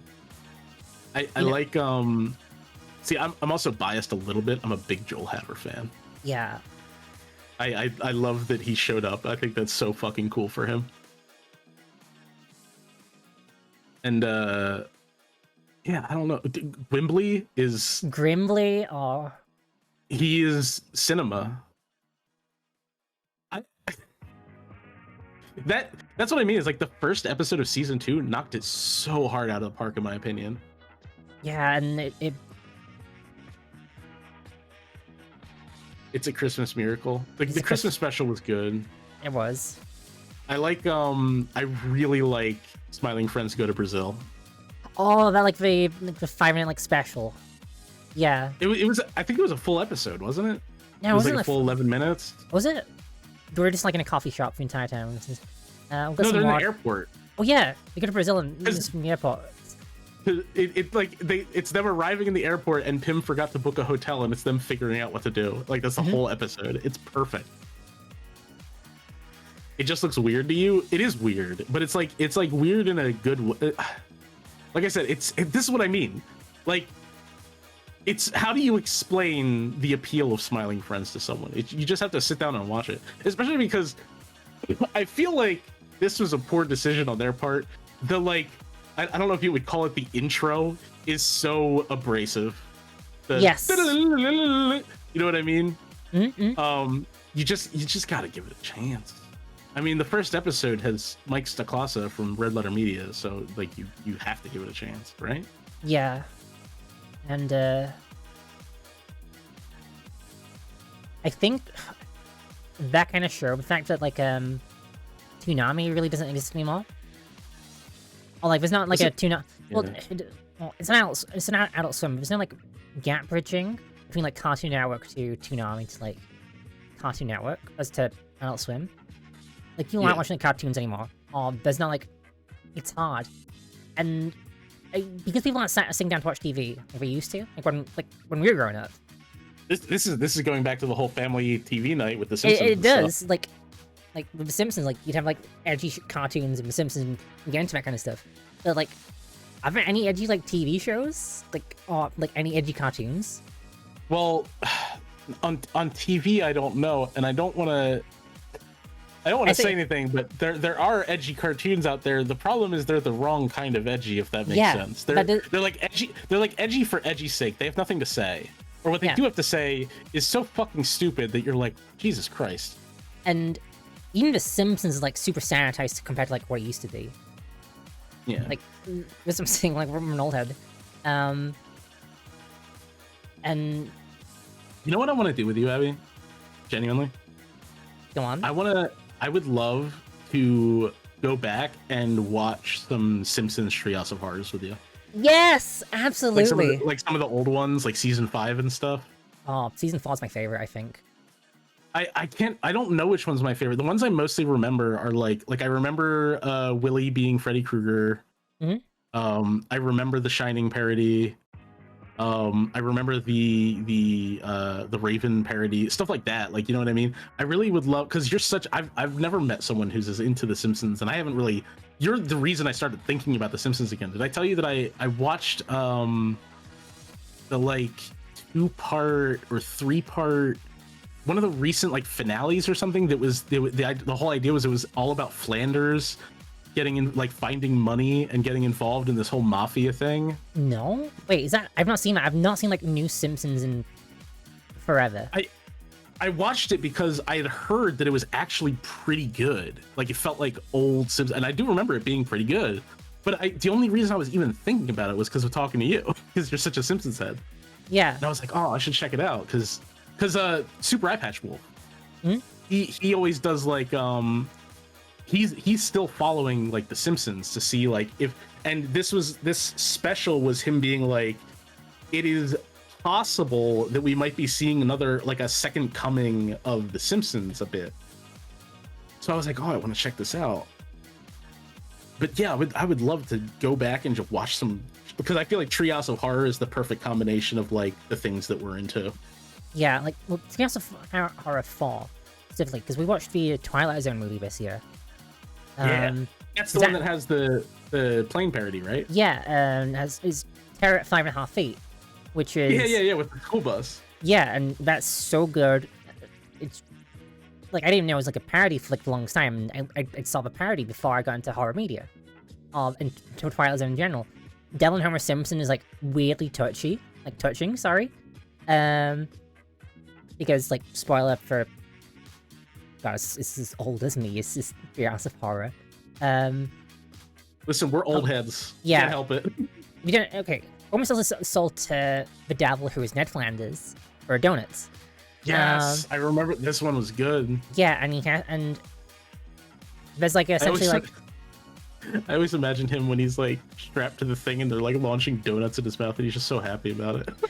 I've never seen somebody that one demon was like, I've never seen anyone eat this many donuts before. Like, genuinely So confused. oh man. And it's touching because like there's a photo of like him and Marge at her wedding day. It's like, I pledge my soul to you forever, and it makes the deal of a devil null and void. Yeah. It's really cute, but then it's Treehouse of Horror. That's the thing with like early Simpsons is I feel like it faded over time, but there was so never a question about whether or not Homer and Marge loved each other. It was like something that episodes would always wind up touching on. Like, even like Homer at his absolute worst, you never had a moment where you're like, wow, these two are dysfunctional. It's like, no, he loves Marge and Marge loves him. And then you watch some of the earlier ones and it feels like given the chance, Marge would murder that motherfucker. And then he just doesn't care about the family at all. And I kind of miss that because that was very wholesome. I think you put a lot down, but like at the end of every episode, you know that like everyone in that family loves each other genuinely. Yeah, And, yeah. Like oh, it's I'm thinking of a Shining. I think it's like why that one Shining Treehouse of Horror parody. Have not seen The Shining still. I think works so well. What? Okay, I was meant to watch it on plane, but like I just fell asleep. Yeah, we're gonna watch The Shining. I mean, we're gonna watch The Shining. And we're gonna watch that sequel to it too, Doctor whatever his name. Dr. Sleep. Yeah. Dr. Sleep. Yeah, I'll watch that with you too. I like that one. Yeah. I like the what's. Oh God, I don't. here's what I'll say that I think is really really cool, and I'll be very brief about it. If you haven't seen Doctor Sleep, this is to the people in chat too. So the film version of The Shining by Stanley Kubrick, very very different from the book, very very different, and it caused this huge rift between Stephen King and Stanley Kubrick, because Stanley Kubrick basically called him a hack to his face and was like, "Fuck you! I have the rights to your story. I'm gonna make this movie whatever I want." And then to like rub salt in the wound, the Stanley Kubrick version of The Shining is fucking fantastic. Nobody can deny that. And then there's this whole thing where Stephen King tried to do his own adaptation. It was terrible. Blah blah blah. Anyway, the point is, so Stephen King's book Doctor Sleep is a sequel to the book version of The Shining, which means that there are distinct differences between the canon of that book and the canon of the films. And what I think is extremely cool and something that I deeply appreciate about the Doctor Sleep movie is that it is a sequel to the Stanley Kubrick film and the Shining book. It by the end of that movie, it has combined the canons in a way that only a loving fan could. And I really appreciate it. So I no matter how you feel about the quality of the movie, which personally I think it's a pretty good movie. I don't think it's bad or anything. But people are always down on Stephen King adaptations. I think that the sheer labor of love that movie is really impressive. Okay, sorry, you're getting me excited to watch it now. I just wanted to get that out of my system. No, you're fine. I just love horror movies, man. I can't help it. You get me to love them too. That's the most insane thing. That's my favorite thing about doing Drawloween. I was just talking about this in, I want to say, Armya's chat, because she was talking about wanting to watch more horror movies and stuff, and I was like, there is nothing in this world, I think, that makes me feel more warm and fuzzy inside than people who will come to me and be like, "Hey, I never used to watch horror movies. I didn't think they were for me, or I thought they were too scary, or I just never thought it would be something I'd be interested in." And you made me love them because I see in them what you see because you show them with love. You know what I mean?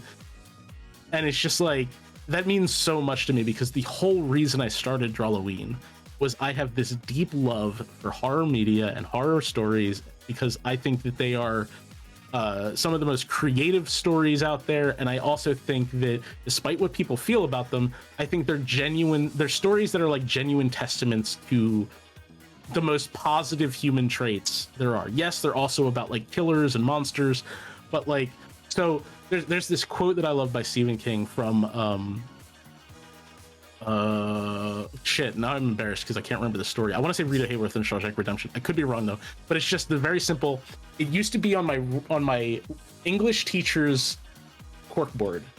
Hope is a good thing, and that is at the core of all of Stephen King's stories. It's why he had to create a pseudonym, Richard Bachman, so he could write more depressing stories, because he just had ideas, but he didn't want to publish them under Stephen King, because in Stephen King stories, generally, the good guys win, evil is defeated, hope wins out.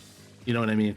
And so I think that a lot of like horror movies, especially when they're about like where the characters are overcoming a personal flaw in the face of a greater danger, or a family coming together. Have I ever told you about the movie Itsy Bitsy? No, I've never heard of that. Keep notes. Crib notes. Sorry.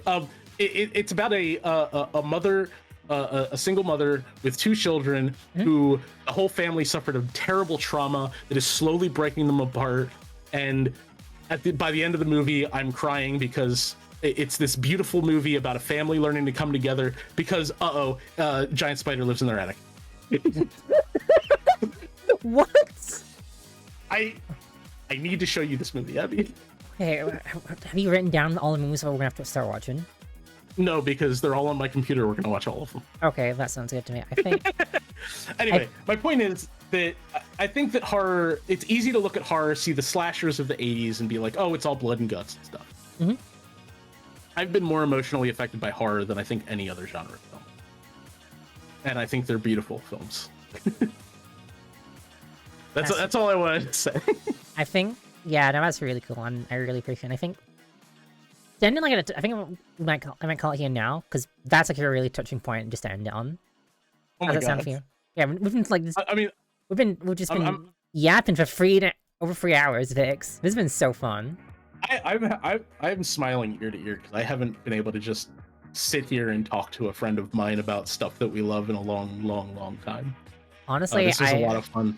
This is super cool. And we're gonna have to do this again. I'm sorry that you never got to play TCG Sim. You know what? I'm fine. I'm sorry you didn't get to do drawing. Yeah, it's okay. I can work after this, but like, yeah, I would love to come on again at some point.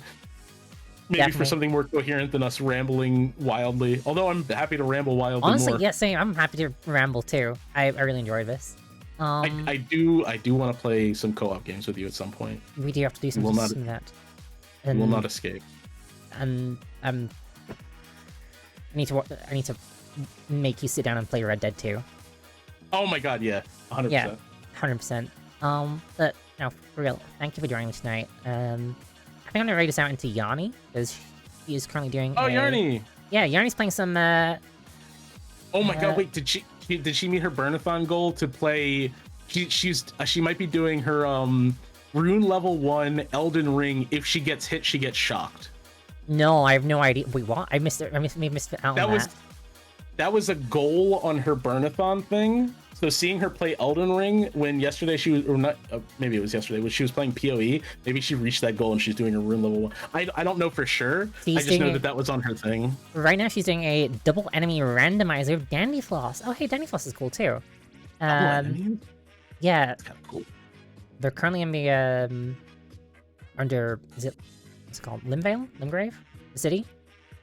Yeah, let's go right Limgrave's the first area, yeah, let's right into her. Very super cool. Chat, I have no idea what raid Mr. can be. I have no idea. Just jelly bean raid as usual. Jelly bean raid! There you go. There's a raid Mr. Chat. Okay, I think I've... Okay. I don't know how raids work on Twitch, man. I think you're gonna have to go into Yarny's stream because I'm not sure if you got my stream open. Yeah, make sure to go check out. I do have your stream open. I've been watching your reactions, just delayed. Make sure to check out Vix's stream as well. When he gets back to it, I'll probably be on there at some point. I will say that I am planning to. I have like 2 of these images to do, and then I'm taking a day off, and that day off I might stream on Twitch. Oh yeah. So it could be a stream soon. Could be a stream soon. And if you hang out with me after stream, you can find me on all my socials. Which are YouTube's VODs, Blue Sky. Your Blue Sky is different. I'm not sure you want to share that though. We're gonna head out in a second anyway. So until next time, everybody. Say goodbye, Vix. Bye, everybody. Thanks for having me.